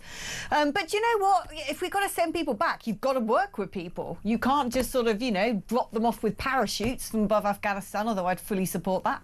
Clyde says, great show. I say bring on the Nigel Farage bashing. The more politicians that do it just shows how terrified they are of him. And he has the ear of the people, unlike this useless government or the Tories. JW, John in Bromley, great show. Nigel became our Prime Minister in waiting. Richard, unbelievable how negative the mainstream media were. Nigel, the only one with a plan, reform all the way. Jane, during the summer, the PM has talked more and more about Ukraine than the UK. Nigel Farage talks about what the British people are concerned about and will have my vote. David, the foreign criminals in this country have just been put on notice. You've got 4 years and you are done. Trish, Susan Ramday, loads of people texting. A real response to Nigel Farage's speech today. I thought it was a really accomplished press conference, but you know, the thing that really stood out for me the most, I don't know if you watched the whole lot of it, but at the end when the journalists were asking their questions, they all asked the same thing. Yep. What if someone gets tortured? How will you live with yourself? What if someone gets deported and gets tortured? And I'm like, what if someone isn't deported and ends up going to sexually attack a little girl? Oh, well, that's happened. Mate, listen, the story on... we can't... There's a story out tomorrow, the Epping story, we can't... That's in court. But the story on Bournemouth Beach the other day when the bloke stuck his hands down the 17-year-old's trousers... And what's just happened in the Netherlands? And the judge went, oh, he's had a bad upbringing. Are you joking? What about every law-abiding citizen who's had an absolutely crap upbringing, who wouldn't in their right mind ever break